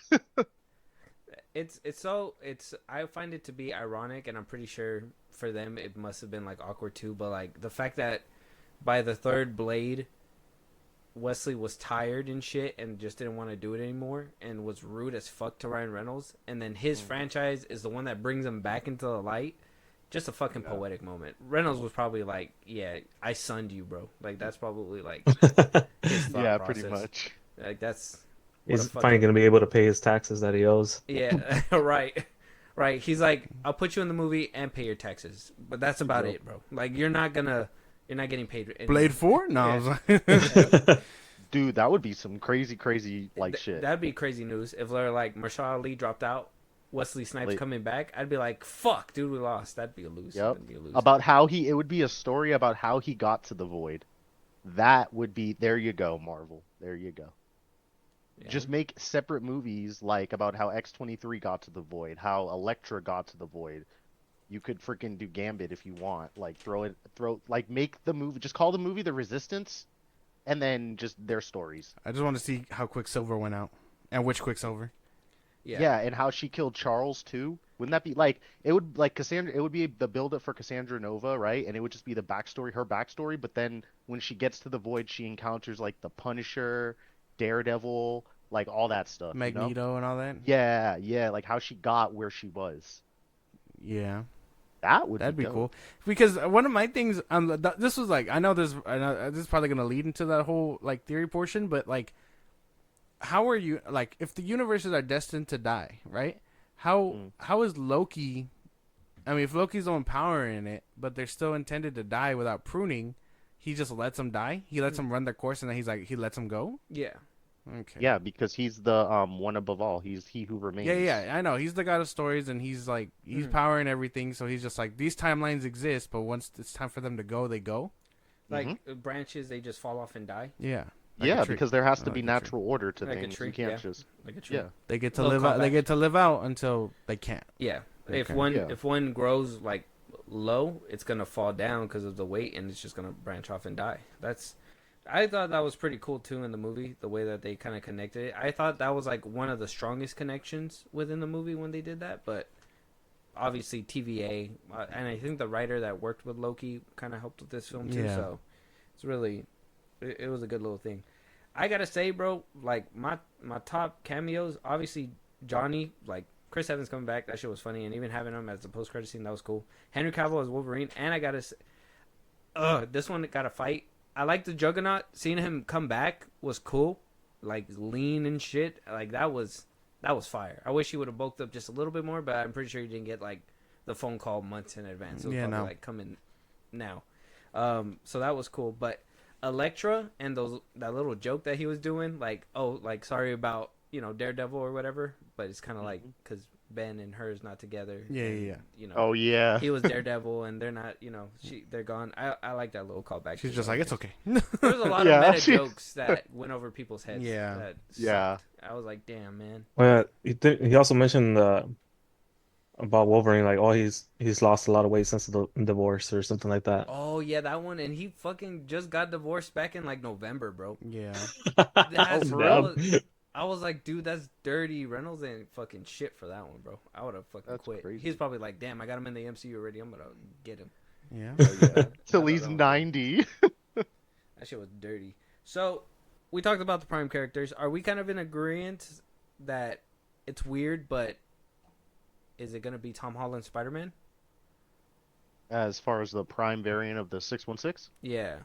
Yeah, no, it has to be, because besides Wanda, he's like the other person. Wanda and Ant-Man, but we don't talk about Ant-Man. But besides them, like, he's really the one that started off like this whole multiversal issue that's happening, really. Like, it started with him. Loki, him, and Wanda, you have the multiverse saga right there.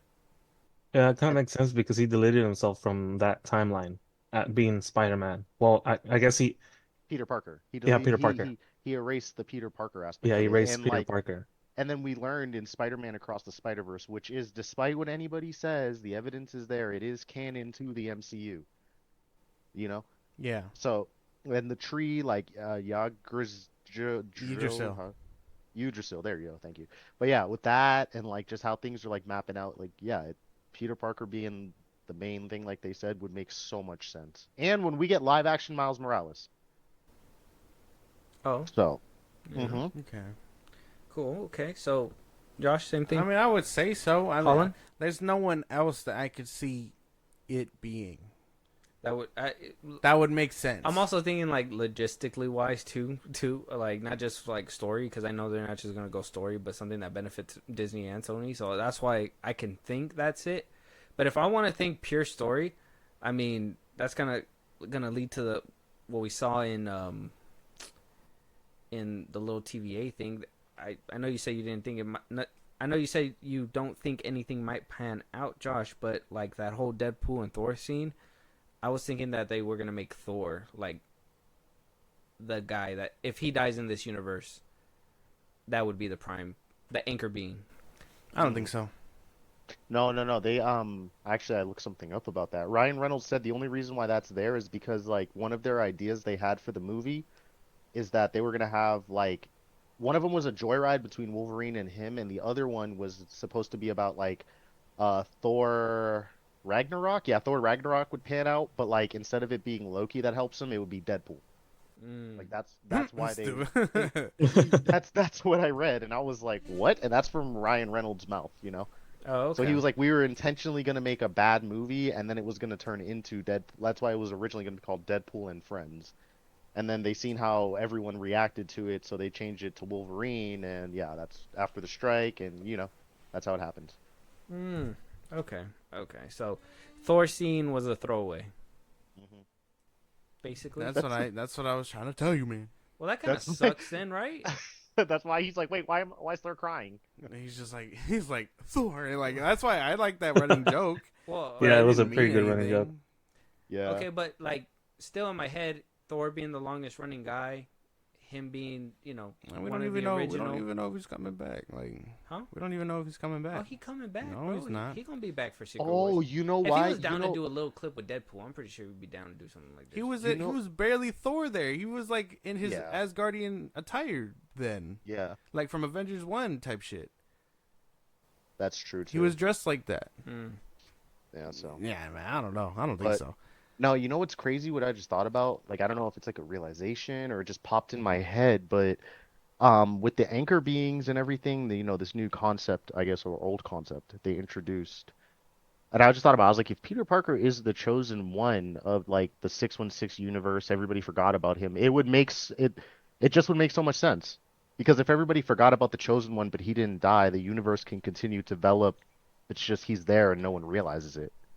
I don't know. Maybe it makes sense. I think that's why. I think he's young, and I think he has the chops. The Marvel just needs to make a deal with Sony to get it to happen already, because he's the only one that makes sense. I would think. Yeah, Thor, like- though. I would hope. Oh no, and when it comes, here's what it is. When it comes full circle, and Robert Downey Jr., Doctor Doom sees Spider-Man, like everyone's like theorizing, like when he sees him, it's gonna be crazy emotionally, but it would be crazy if he had to make that decision to, you know, not necessarily kill him, but maybe just stop him and battle his inner demons, and then we have the Venom symbiote, which is gonna play a major role in It's Spider-Man. gonna be like, I hate you 3000. Yeah, like, that's gonna, yeah, I hate you 3000. That's probably gonna be a thing. So. Yeah. So that's This is all hoping the MCU can like think. and Yeah. actually pull this together and pull this off, because I mean we went from the multiverse saga and now what Fahy calls the mutant era. We see the mutant era, and so that begs the question. First question is there already mutants within the MCU?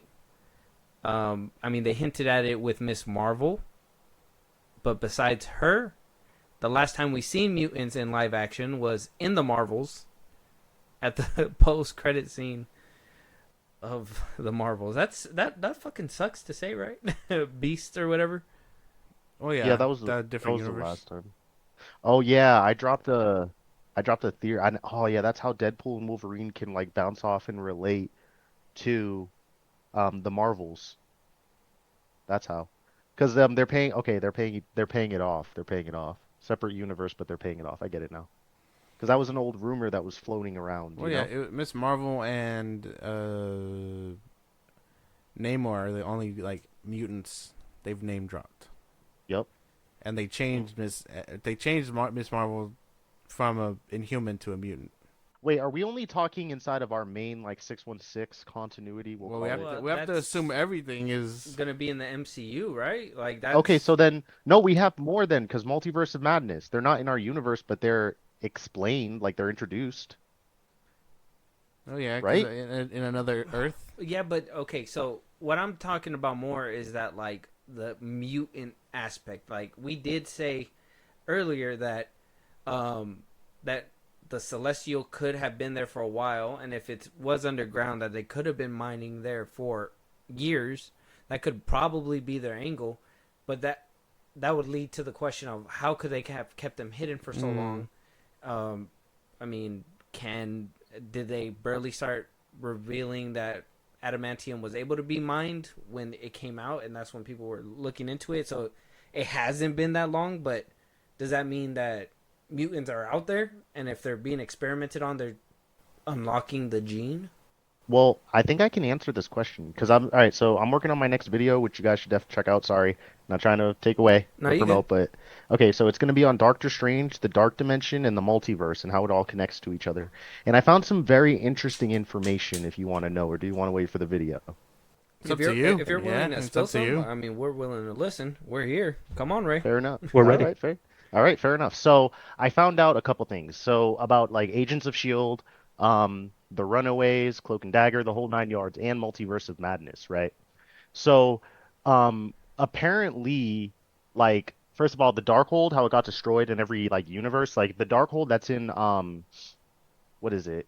The Darkhold that's in Cloak and Dagger, the Runaways, and Agents of Shield is all the same, right? And with the multiverse saga, we have all these different like universes like colliding and everything like that. And then I thought about it and I was like, hold on, if we do have all these universes and dimensions, and if this portal is open that's mentioned in Deadpool and Wolverine, right? About how this scientist dude, even if it's Doctor Strange or that magician from She-Hulk, either way, that means portals, different dimensions, and everything. And the dark dimension is like super connected to everything. Like everything, which we'll find out in Coven of Chaos in Agatha. Oh, So you think that they're gonna give us a big reveal there? yeah, no, well, definitely, like so they, and then like going back to like the Celestials, and then like Tiamat in the ocean and all this other stuff. When it comes to the Darkhold and everything, did you know? And I found this out through doing research, right? Did you know that Nick Fury had a file on the Darkhold like way back when? Yeah. Because yeah, right. So who's to say that Shield and Nick Fury and everything, they didn't have files on like these mutants and all these special individuals and everything like that? And then like, But then it begs the question: how did they keep it hidden for so long? That would just that'd be like a big thing to put on the audience. You know what I mean? How many movies is this? Deadpool and Wolverine makes what, like 37 movies? I don't. Is that closer to 40? Almost to 40. Closer to 40. So it's like, I mean, how are you gonna tell us that mutants have been around this whole time and they just been hidden? You know, I would play that Celestial thing a little bit more. Now, we're jumping ahead, assuming that all these movies are gonna make sense in somehow, because I'll be honest, the past few MC movies haven't really done that. Deadpool and Wolverine, I said before that this is the movie that really is going to determine what I think about the superhero genre. And though it didn't put me off, because I thought superhero fatigue was a thing, it is bad movie fatigue that people don't want to, deal with. People will come to an MCU movie. I will go to an MCU movie. If it makes me laugh, I'm there. But I want a powerful story. I want something to hit home. I'm happy, so happy that over this weekend that we got the announcement officially. I mean, there was rumors, we were talking about it. I mean, Variety put it out as well a couple weeks back, but that the Russo brothers are obviously going to come back, and they're bringing back a lot of writers that helped with Infinity War and stuff for what is going to be the new Avengers films, Avengers Doomsday, and Avengers Secret Wars is still going to be Secret Wars. We need to get back to that where we're building towards something, because phase 1s through 3, there was obviously structure between those movies. You know what I mean? Yeah. There was something there. And with Deadpool and Wolverine, I don't feel like they really did anything to piece anything together either. That is really painting us a clear picture within this mutant era that Kevin Feige says that we're gonna get to. Yeah. I thought we were gonna get like a big nugget in this movie, That's what I thought. like something I was hoping. crazy that Yeah. earth shattering, something like Captain America: The First Avenger type shit. That's literally what I was thinking was gonna happen. Nope, we got Flash shit. Sorry, clip it. My God, bro. Clip it. I thought we were gonna But get anyway- that fucking moment, bro. Anyway, New York, Steve Rogers standing up, looking around. What the fuck? Where am I? Whoa, dude. He's telling me what to do. No, I'm just like, but that's basically my expectation when it came to Deadpool and Wolverine, and nothing remotely close to that happened. So it's just hard. a connection I want to with speculate for Fox. more, but it's false. What was that, Ray? Oh, sorry. It was just a connection with Fox, with the X-Men movies, and that's about it. Yeah, I As love far as it goes. I love the little tribute towards it, that ending. It Yeah. actually made me emotional. I'm not gonna lie, that little piece right there. But it was The for most the emotional cast. part? Yeah, the most emotional part. It was for the cast and everything at the end. Like seeing them from the early 2000s, they made up my childhood, bro. I watched Definitely. them. I grew up with them. Hugh Jackman, Toad, that stupid ass line they put in there. You know what happens to a toad when you zap a toad? What happens to everything else? Blah. Like, what the fuck kind of line was that, bro? Like, that. Oh I fucking gosh, love man. those movies, bro. Fucking, obviously, all the Fox. And I know a lot of people were making a big deal about, like, Blade being in this movie. They were like, that's not even Fox. Who gives a shit? He was, like, the original, like, superhero, right? Like, he was, like, the one that put everybody on the map in the late 90s, early 2000s. Yeah. Blade. Yeah. Yeah, you did. Yeah, so I was like, I don't know. I was seeing that on Twitter, too. I was just like, that's kind of a dumb thing to fight about. It's like, oh, a New Line Cinema character's here. It's like, it's okay. It's adjacent to 20th century. Who gives a shit, bro? Like, we've seen them. It's good. It's good stuff. Ray, do you have any theories on what you think we'll see, at least in Earth 616, at least with mutants, from what you got from this movie, at least? I hope they can start. They gotta have some type of connection. I felt like they should have had like a better connection with mutants and the MCU, but doesn't really feel like it. I hope it progresses, because that's the next big thing is mutants and the MCU. Mm-hmm. Okay. All right. I mean, anybody... Spike, you got a ideal X-Men roster? As far as like who we will see coming into the MCU? Yeah, like who do you think will, like, when we get that first X-Men movie with like the roster, who do you think we're gonna get? All right. Well, because of what's being said right now and from what I'm hearing, I mean, we're gonna get like some classics here and there, but also like Cyclops is a definite yes. Wolverine, I mean, obviously we have Deadpool and Wolverine. So I think there we're was a gonna rumor see... saying Angel might be there. Yeah, Angel. Who else did I hear? Angel. You think they'll do Jubilee? I mean, they Waste should. of space as characters, bro. Yeah, kind of. Yeah. I mean, because they have a lot of there's a lot of mutants, like a lot, you know. So, and they have to do the stories right, like Nightcrawler and Mystique, like, you know, there's some relation there. Mm-hmm. And then Storm, Spike, and T'Challa, Black Panther. So then you gotta like, it's hard to think about that because Black Panther and Storm, and you know, per the comics continuity, they have a relationship. They have a whole child and just all sorts of stuff. So the roster is gonna be pretty random in my opinion. You know. Mm-hmm. We might even just have like an Avenger like there in the mix of it. Like, who knows? Okay. So I don't know. The ideal roster, like Miss Marvel's definitely gonna be there, you know.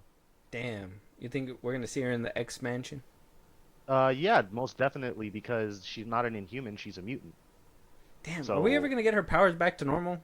Like, I don't think so, because of where they're at now, like with Yeah. the light base everything. I doubt it. You know, can I bring something up though, real quick? yeah, go ahead. You know, like, you know what I really don't like about this comic book, like, movie MCU culture and everything? the wild, like, nonsense. I know theories are theories, but some of them are just out there.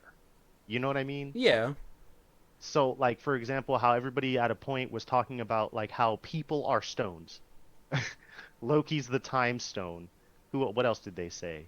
Oh, they were like Loki's a time stone, and then who was it? Vision was supposed to be Reality Stone or something, and like they like had one for everybody at one point. They tried to, and then they started saying things that didn't make sense. Like, at first, okay, Loki has the time stone. I was like, okay, cool, because of the energy, right? But then that would make someone like Agatha Harkness the Power Stone, because her energy is because purple. like theories are cool. Like, I mean, we have theories here at the like on our podcast too, but Yeah. I mean, especially when it comes to movies, you gotta not only think when it comes down to like what you can practically tell in a movie, because I mean, comic books you could do whatever the fuck you want, right? Like you can do all kinds of crazy shit. All it takes is a few brushes of the pen and whatever, blah blah blah, some writing. There you go, boom. Right. But a movie is a lot of money, so they're like gonna pick and choose what they're gonna do logistically, what's gonna be beneficial for people and stuff like that. So I mean, I like taking that approach towards it. I do like theories when it's like kind of outlandish, but then I figured out what happens when you go outlandish. You get Mephisto in like WandaVision and shit. That's why I stopped listening to theories a bit after the whole Mephisto thing. Yeah, that's where I was like, okay, that would be pretty cool, but I'm like, that shit won't sell overseas because people don't like that kind of stuff. I mean, let's be honest, they hated. I think they were saying stuff about like the Alkalite because of like women and shit. Yeah, and yeah. then like I guess they were Oh calling my them like God. lesbian witches and stuff, and it was like bad. So Uh, I mean, you got to think of like what sells overseas too. What's going to be beneficial for everybody. I mean, a lot of people Exactly. made that riot when what was it? When the MCU put a mask over T'Challa's face when they were Yeah. selling over to Black Panther and shit. Made Finn Yeah. small on the poster in China and shit. Like it was like, well, dude, it's like it sucks that that's the way that they go, but it's like. that's how it is. That's how, it's so weird. It's the weirdest thing, but logistically speaking, is like where we like to base ourselves to. So, Yeah. Yeah. but we're rounding the bout. Like I said, I wanted to touch up on a few things before we end it here. We're almost there, guys. Thank you guys for holding it in. I don't want to keep you guys for too much longer, but Comic-Con did happen. All right, we're seeing big returns. Ray, I'm not sure if you heard about this, but we're gonna kind of start with you. RDJ is returning for Avengers 5. Avengers is going to be called Avengers Doomsday now, and he's going to be playing Victor Von Doom. We've seen him in live action a couple times. I don't know like how familiar you are with his comic book version, but we did see him in the first Fantastic Fours that were made. Different iterations, obviously. So Yeah. But what do you think about those news? I don't know. I think it's cool. Like cool that they're bringing him back because he was such a popular actor playing the Iron Man. But like bringing him back for a movie as a different character, I don't know. It feels almost like they're really trying to secure their bag, you know, trying to make sure like, oh, we gotta we're for sure we're gonna make our money with this next one because we gotta someone who died. Someone who died coming back from the dead, but I don't know if it's true what I heard online, but he's supposed to be a variant or just a whole new character. That's gonna be up to like later. They didn't really reveal that. I'm thinking it's gonna probably be a different variant of Tony Stark that went bad. That'll probably be like the most practical way I can think. Because if they're going with RDJ, then it's kind of like, I mean, it's kind of like a full circle moment if you think about it. But at the same time, that's my thought process. Like, is it a desperate attempt at like that's what it feels to me. Yeah, or is it like genius? Like, is this like a full circle moment, or like are they just seizing the opportunity for both? And if that's the case, then this is your fucking last resort. Like, this is what you were like, bro. Our ship is sinking. RDJ, please, bro. Like, come back. Like, it was Come back and save us. I'm pretty sure it's the same thing I told you about the Russo brothers. He's unemployed. He needs money, so of course he's gonna come back. He just won an Academy Award, bro. So He can do whatever the fuck he wants. no, we can't. RDJ's taking a victory lap in the MCU right now. Yeah, I mean, if the money right, he coming back. exactly. He's unemployed. I mean, it's his victory lap. There ain't no bearing on him. It's more of a MCU in my opinion. Like, it's kind of like Hugh Jackman. I'm not mad that he came back as Wolverine. Would I have liked if he had a little bit of integrity and left it where it was? Sure. But, you know, when a big bad calls you, it's kind of like, well, you wouldn't say no, right? So it's like, okay, well, I understand. And if they would have left it alone, it would have been way better. But, you know, that's going to lead us back to that. But we're not going to do that. But what about you, Spike? What do you think about, like, the whole RDJ coming back as Doctor Doom? Genius play or desperation move? No, I think it's for the story and for the way that the MCU will go. I think it's pretty genius because it's gonna the emotional moments like you were talking about, the emotional moments and all of that, like return of nostalgia that's gonna hit everybody, and then the characters themselves when they have to interact with this different version, same lookalike, however you want to see it, but the same face. It's just gonna it's gonna take me for a wild ride, you know? Yeah. So I think it'll be good. I do. As long as, like you said, they're practical and they do it right. As long as you tell the story and build it up the right way. Yeah. That's basically it. Like, if the first opening is like the back of Kang, or like, yeah, the back of Kang's head, and it's like Doom fucking beheading him, and it's like the last one, and you just see all the bodies of Kangs laying around. It's just Doom just tearing through the multiverse, and he's just like, I'm gonna fucking land right here. It's fucking RDJ right there. That'd be crazy, bro. You know, it'd be crazier than that. If, like, when the Fantastic Four are leaving their universe because of Galactus, Doctor Doom just happens to sneak in the portal, and that Doctor Doom is the variant that we're gonna see. And because he's smart, right? He's not smarter than Reed Richards, but he's up there, you know. Yeah. So he just takes advantage of that. Okay. I think that would be dope. Like, that would be cool. That sounds fun. I love this theory. I love this speculation. My mind's been going crazy when I heard this news. But my brain goes back to, but what have they done for us story-wise? Now, Russo Brothers coming back, great. But what are they going to do with the rest of the stories? We had great stories coming up. I know Phase 1, 2, and 3 didn't go without their hiccups, but there were far few in between than what we're getting now, especially with, like, Phase 4. So, seeing things like Deadpool and Wolverine, like I said, I'm on the other side of the fence where I would have traded in a few of those cameos or like the little jumping through multiverses or whatever. Maybe put that towards the end or whatever, do something different, but like give us a little bit more in-depth, give us a little bit more writing. Don't give us that formula. Don't give us nostalgia bait. Like, I want to see something hard hitting on this paper. I want to feel something like when, when Winter Soldier came out, bruh. Like, that shit was crazy. Fucking Civil War. I know I'm naming like Russo Bros movies, but like Iron Man 1, Iron Man 2. I know a lot of people didn't like that one, but I enjoyed that one. I enjoyed Iron Man 3 for what it was too. I kind of felt like that one had some heart on it too. I mean, they had good storytelling like practices back then. Now it's not. I don't want them to bring him back just to be like, well, you're gonna get 2 good movies, which the Russo brothers have shown to like be able to handle ensembles and stuff like that. Obviously, like I said, Winter Soldier, Civil War, and Infinity War and Endgame, they've done it before. They could do it again. I trust them. But I want more from these movies.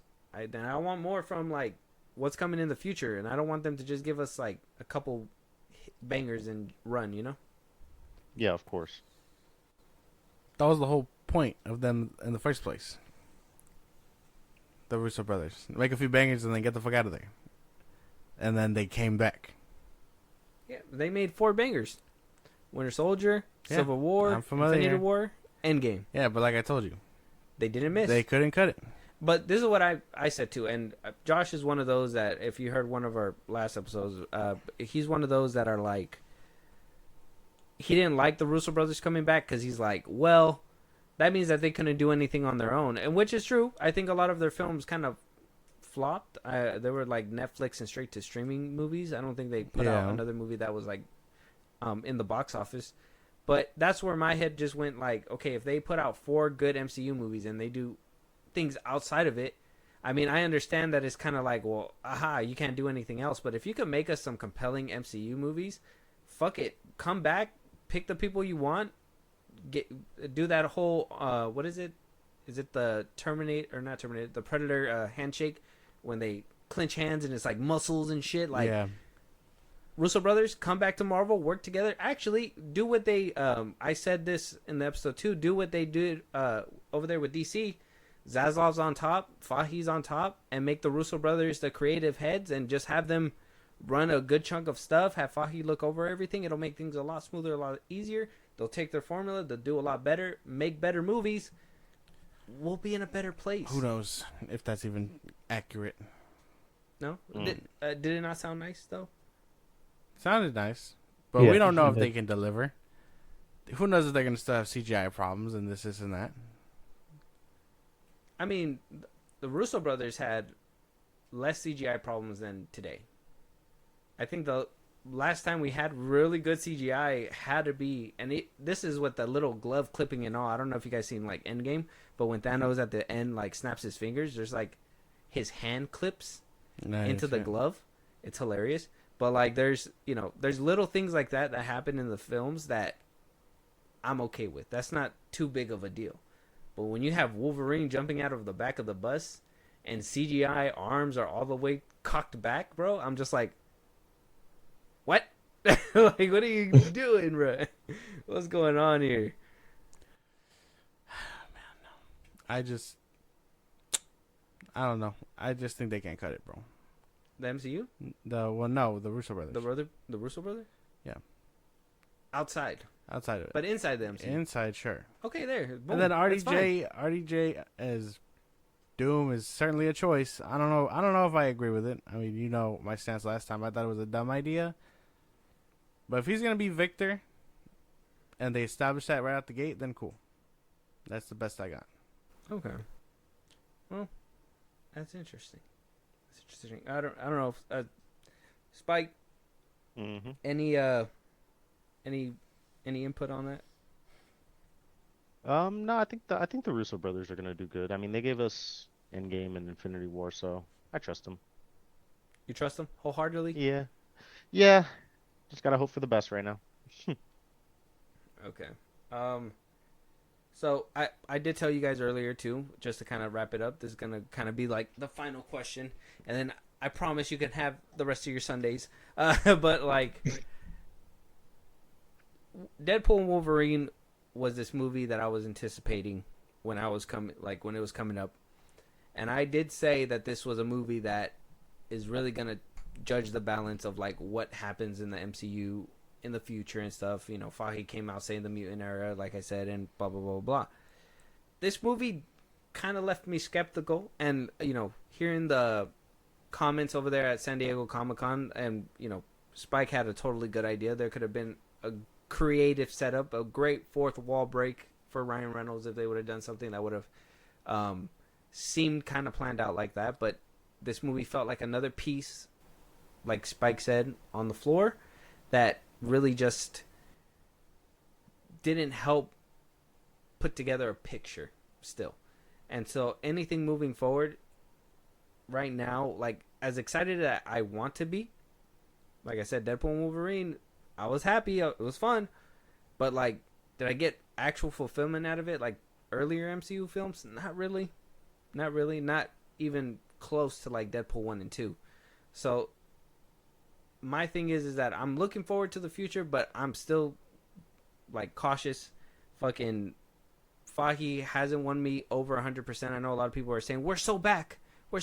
I don't think we're 100% Then stay tuned back. for Captain America. Yeah. And Agatha. Yeah, I got to see what happens with those, because those two are also movies that I'm just like, what's gonna happen there? Thunderbolts with the at risk at the bottom, at the very end.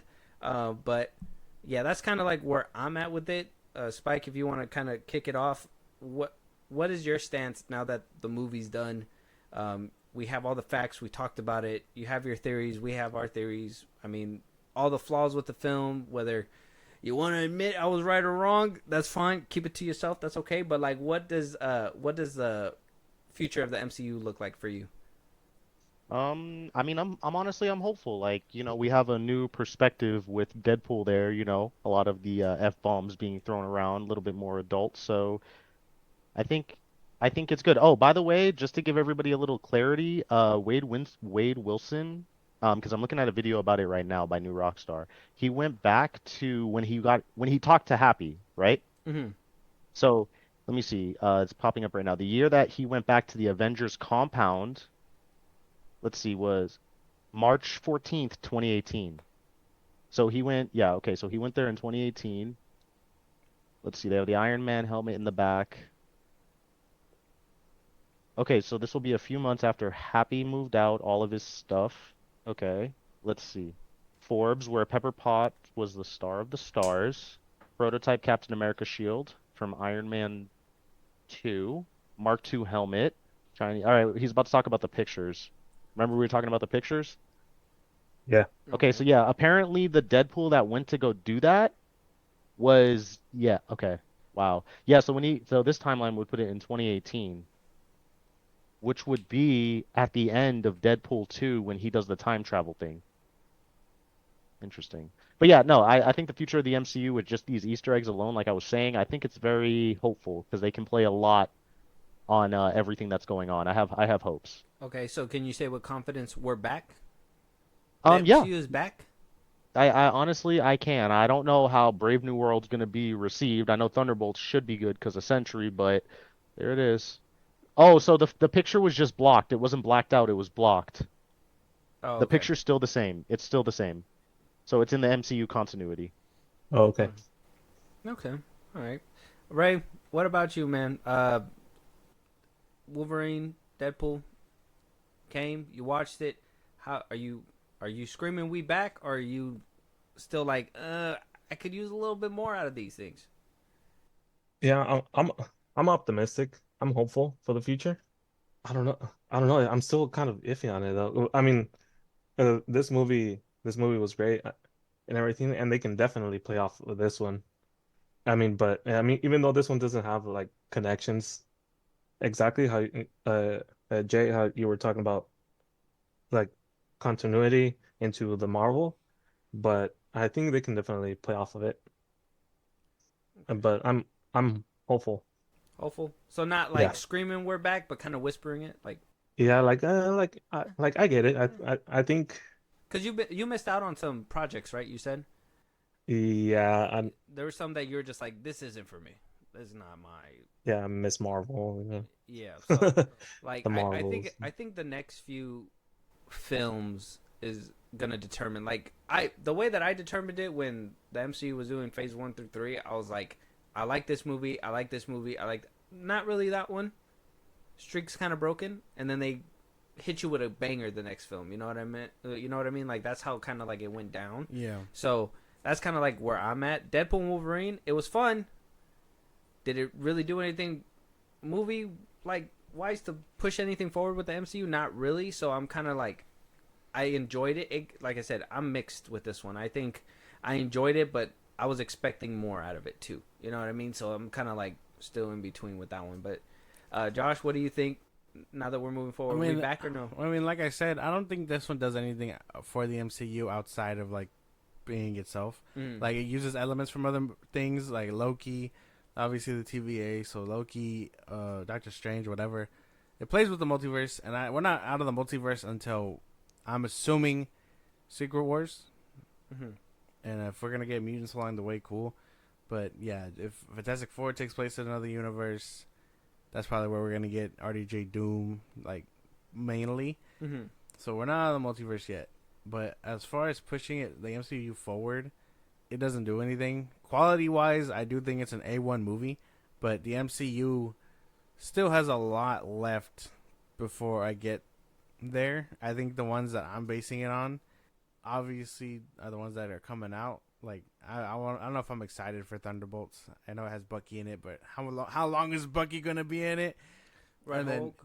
Captain America 4. Captain America 4, they did talk about it at the panel, and they were saying that it is gonna have the same vibes as Winter Soldier. I mean, the trailer looked kind of decent. That's why. So if it's gonna have the same like secret spy vibe, then cool. I'm with that. it's the ones like Agatha, like Blade, Fantastic Four, and now that it's barely like up and running.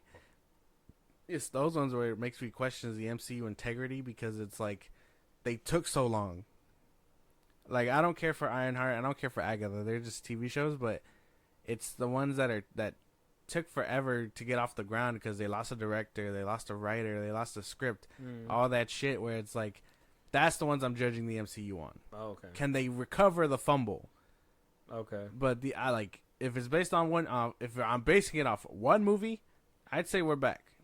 But one movie doesn't make a franchise. There you go. See, Hey, that's guys. that's the. What was that earlier, bro? Like you should have been. This is what I've been looking for all episode. Can we do over, guys? Do over. No. Guys, I can answer the question. Okay. Are there 2 Deadpools or 1 or something? I did a little research. Let me see. Yep, just now. While everybody was talking and doing their thing, I figure we're here. Okay, so the Deadpool that travels to 616 is the Deadpool that was using Cable's time travel device. So he traveled, I guess you can travel to a different universe with Cable's time travel device, and then he destroyed it. He knew Rockstar literally confirmed it and everything like that. Because they said that Deadpool that's in Earth 10005 goes to the 616 reality, gets rejected by the Avengers, and then leaves and goes back to his own reality. So yeah, it's one Deadpool. You're right. You were right. One Deadpool throughout the whole movie. That's why the Avengers and the events that happen and all that stuff in the 616 universe, they don't know about Deadpool and the mutants and all that other stuff. Oh, so it is in the Fox universe. Yeah. So it happens in the Fox universe, and then it collides over to the MCU. I do like the little what is it like? They make you think, right? Because when they first blew, I thought it was gonna be like a Wizard of Oz moment or some shit like that, or like how do you say it? Like it was just a dream, or like everything, the Joker, everything everywhere all at once. Yeah, you know what I mean. Yeah, like I thought it was gonna be something like that because he blew out the candle and then they knocked on the door. So I was over here like, thinking like, oh yeah, we're gonna get something where it's like, oh, she never left Kansas or something. Like I never left home, right? Or, like I just needed to find it within myself or something. I thought they were gonna play it off like a gag like that. That would have been cheap. And that would have made it bad. Yeah. Oh yeah. That would have fucking shot the whole movie up. Yeah, it's kind of like and then in the theater next, like I'm saying. It's like watching Twilight Breaking Dawn Part 2. Yeah. Like that's gay. like I don't know, man. That's crazy. I didn't know that. I assumed it was 2 different Deadpools. Yeah, that I would. Yeah, it's one, but that's what I'm saying. Like they didn't really like. You gotta watch a new Rockstar video to figure that shit out. Like for a film, that shit kind of sucks because it should be able to let you know like what's going on. This is what's going on. But this is what I mean. Like it kind of felt like they were kind of pussyfooting that shit. You know, like oh. If it doesn't make money and it bombs like the other ones, we could still be like, well, they're in their own universe. You know what I mean? Like that was just a standalone or something. But if it really does well, like it is, you know that they're gonna come back, and you know people want to see Ryan Reynolds continue to do this till he's 92. So yeah, it's like, well, those things are just gonna. I don't know. That's what I mean. I mean, hopefully you guys. Take what I say with a grain of salt. I hope I don't completely ruin the movie for you guys, but I just hope it's like some fruit for thought type shit. You know what I mean? Like just hopefully it works out, and hopefully the MCU gets better. I think at this point, like how Deadpool said in the film, we're at the low point. Hugh Jackman's joining at the low point. Yeah. Like we're already at the bottom. Deadpool made us feel like we're not at the bottom, even though the whole movie was technically in the trash bin. But you know. Damn, the metaphors are just crazy. Look, I'm man. telling you, like the meta shit that comes in this movie, and when the more I think about it, I'm just like, you just keep going deeper, like how he's going down the fucking list. Like if you think about this too, I was thinking about it. I was like, Fox tribute, right? And even the way he was kind of like joking around about it, it's kind of like, well, Hugh Jackman died. The franchise is over. It's dead. Let's get back to let's get him to the MCU and put him in a thriving franchise because I guess he was more I don't know because he's the moneymaker. Deadpool is the moneymaker over there at Fox. So is Hugh Jackman. What was him and Wolverine? Him Yeah, him and Wolverine. I mean, The X-Men movies was did James good. McAvoy a really good token too? Yes. I'll die on that hill. No, okay. I love them as an actor, but like, and I love them as the role. Him and Michael Fassbender, but were they really like selling points in the movies? Them, and Jennifer Lawrence. Jennifer Lawrence, she was one of them too, because she was like it off was the the- Hunger it was Games and it was shit those like two that. and Jennifer Lawrence, and then No, but was James McAvoy really? 'Cause yeah, I don't think he was up and coming. Yeah, I think First Class was the one that put him like up there, like big leagues, like superhero star type shit. yeah, they were up and coming actors. Because I think he was making like indie films before that. Yeah, they were up and coming. They had the MCU treatment. But for well, Fox. Oh, Fox Marvel treatment, because at the time those were like the hot ticket movies and shit. Even though they were, like, I want them back. I mean, like I said, they embodied a very young Charles Xavier and Magneto, just like McKellen and No, but the see, other one. But that's what I'm saying. embodied Ian McKellen, and Patrick Stewart, those were like selling points. They were already big stars from like past stuff, like Star Trek and shit like that. Like they were already stars. Ray, did you, when you knew James McAvoy and Michael Fassbender were in like the X-Men films, were those like selling points for you? Like, what appealed to you to the Fox X-Men? It was more the superhero theme. I watched the It wasn't really for X-Men the actors? cartoon. Yeah, it wasn't really for the actors. I mean, I was a child then, so it wasn't really for the actors. It was mainly just watching my favorite cartoon, watching X-Men into a live action. Got you. What? You too, King Spike? Are you kind of on that side, or how'd you feel about him when you watched it? I mean, I felt like, yeah, I'm more on that like fence of a thing. I mean, they definitely would have amped up the movie. So Yeah. that's for sure. Like they could have played off the story as far as Cassandra, him, everything, just to give a little like brief cameo. That would have been cool, but yeah, Okay. I'm more on that side of it. Okay. Nah, man, he was pretty. I think he was coming off of Wanted. Yeah, he was so up and coming. He was doing like little films. Yeah, Wanted was Angelina not a Angelina little Jolie film. was like the selling point of that movie. Yeah. Every time you saw like a trailer, it was always her. Yeah, but he was good. Yeah, but he was like the cheap, like main star, and then you had Angelina Jolie to kind of like sell it. They got the MCU treatment. They were both in like First Class, and First Class was a really good fucking movie. Yeah. I don't know. That's a good question for y'all out there. Who knows? But we're wrapping it up though. I think this is the end.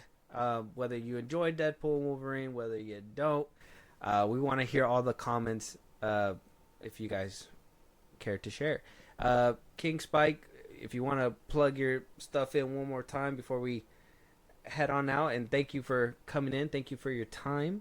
We appreciate you. And yeah, the floor is yours. Oh, well, thank you. Yeah, happy to be here, and always, I'm always open to talk anything and everything Marvel. And you guys can stay up to date with all my social media sites. There's a link in my bio for all of everything: Twitter, TikTok, Instagram, YouTube. Just type in King Spike, KingSpyke, for all things and everything's Marvel. That's fact-based. And yeah, that's me. Very good. And Ray, we thank you for coming back. Thank you And thank you for having me back. helping us with this episode as well. Any new endeavors with you? I just want to bring up Matthew McConaughey as Cowboy Deadpool. Nice. Yeah. You know what? Nice. Blake Lively was. I know we Deadpool. forgot, and that was like an honorable mention. kinda know. figured Blake. I didn't recognize Matthew McConaughey. Did you guys recognize his voice? Yeah, he was Yeah. Cowboy. Damn, I didn't recognize it like that. Fuck. He was sounded like all right. Like Yeah, the classic. Damn, like I we probably gonna, fucking missed it. You want to know why? they said 'Cause Andrew Garfield was one of them too. I think that wow Oh, yeah. kept like really. He kept fucking it up. Yeah, it was hard to hear like that whole scene, because that whole scene he was just like, wow, oh wow. Yeah, we still don't even know like the amount of variants. We like each Deadpool variant. No one's talking about that right now. Yeah, there There was hella. Yeah, And Baby Like, that Deadpool, samurai one. Kid like, Deadpool. his kids played it, and I kind of figured Blake Lively after that joke when he was like, oh, like she had a baby recently. Yeah. Blake basically had a baby recently, so I was like, oh, okay. That's Yeah, Blake had a baby. Look at her. She looks good. yeah. So I gotta. She was like Machine Gun Time. I was like, shh, yeah, I guess fucking. they said Heck yeah. Fillion was the head or something like that, right? I think so, yeah. The little head thing. So there was Andrew a lot of good Garfield was stuff. one of them. Yeah. Oh, Forget which one. we didn't see the time travel Avengers Deadpool that people said were there. Oh yeah. Yeah, we didn't see him. Everybody said he was gonna be there and everything, and yeah, nowhere to be found. That was probably a mislead too. Shame. Yep. But yeah, that's the end of it, guys. Thank you guys for listening, and we will talk to you guys on the next one. Talk to you guys later.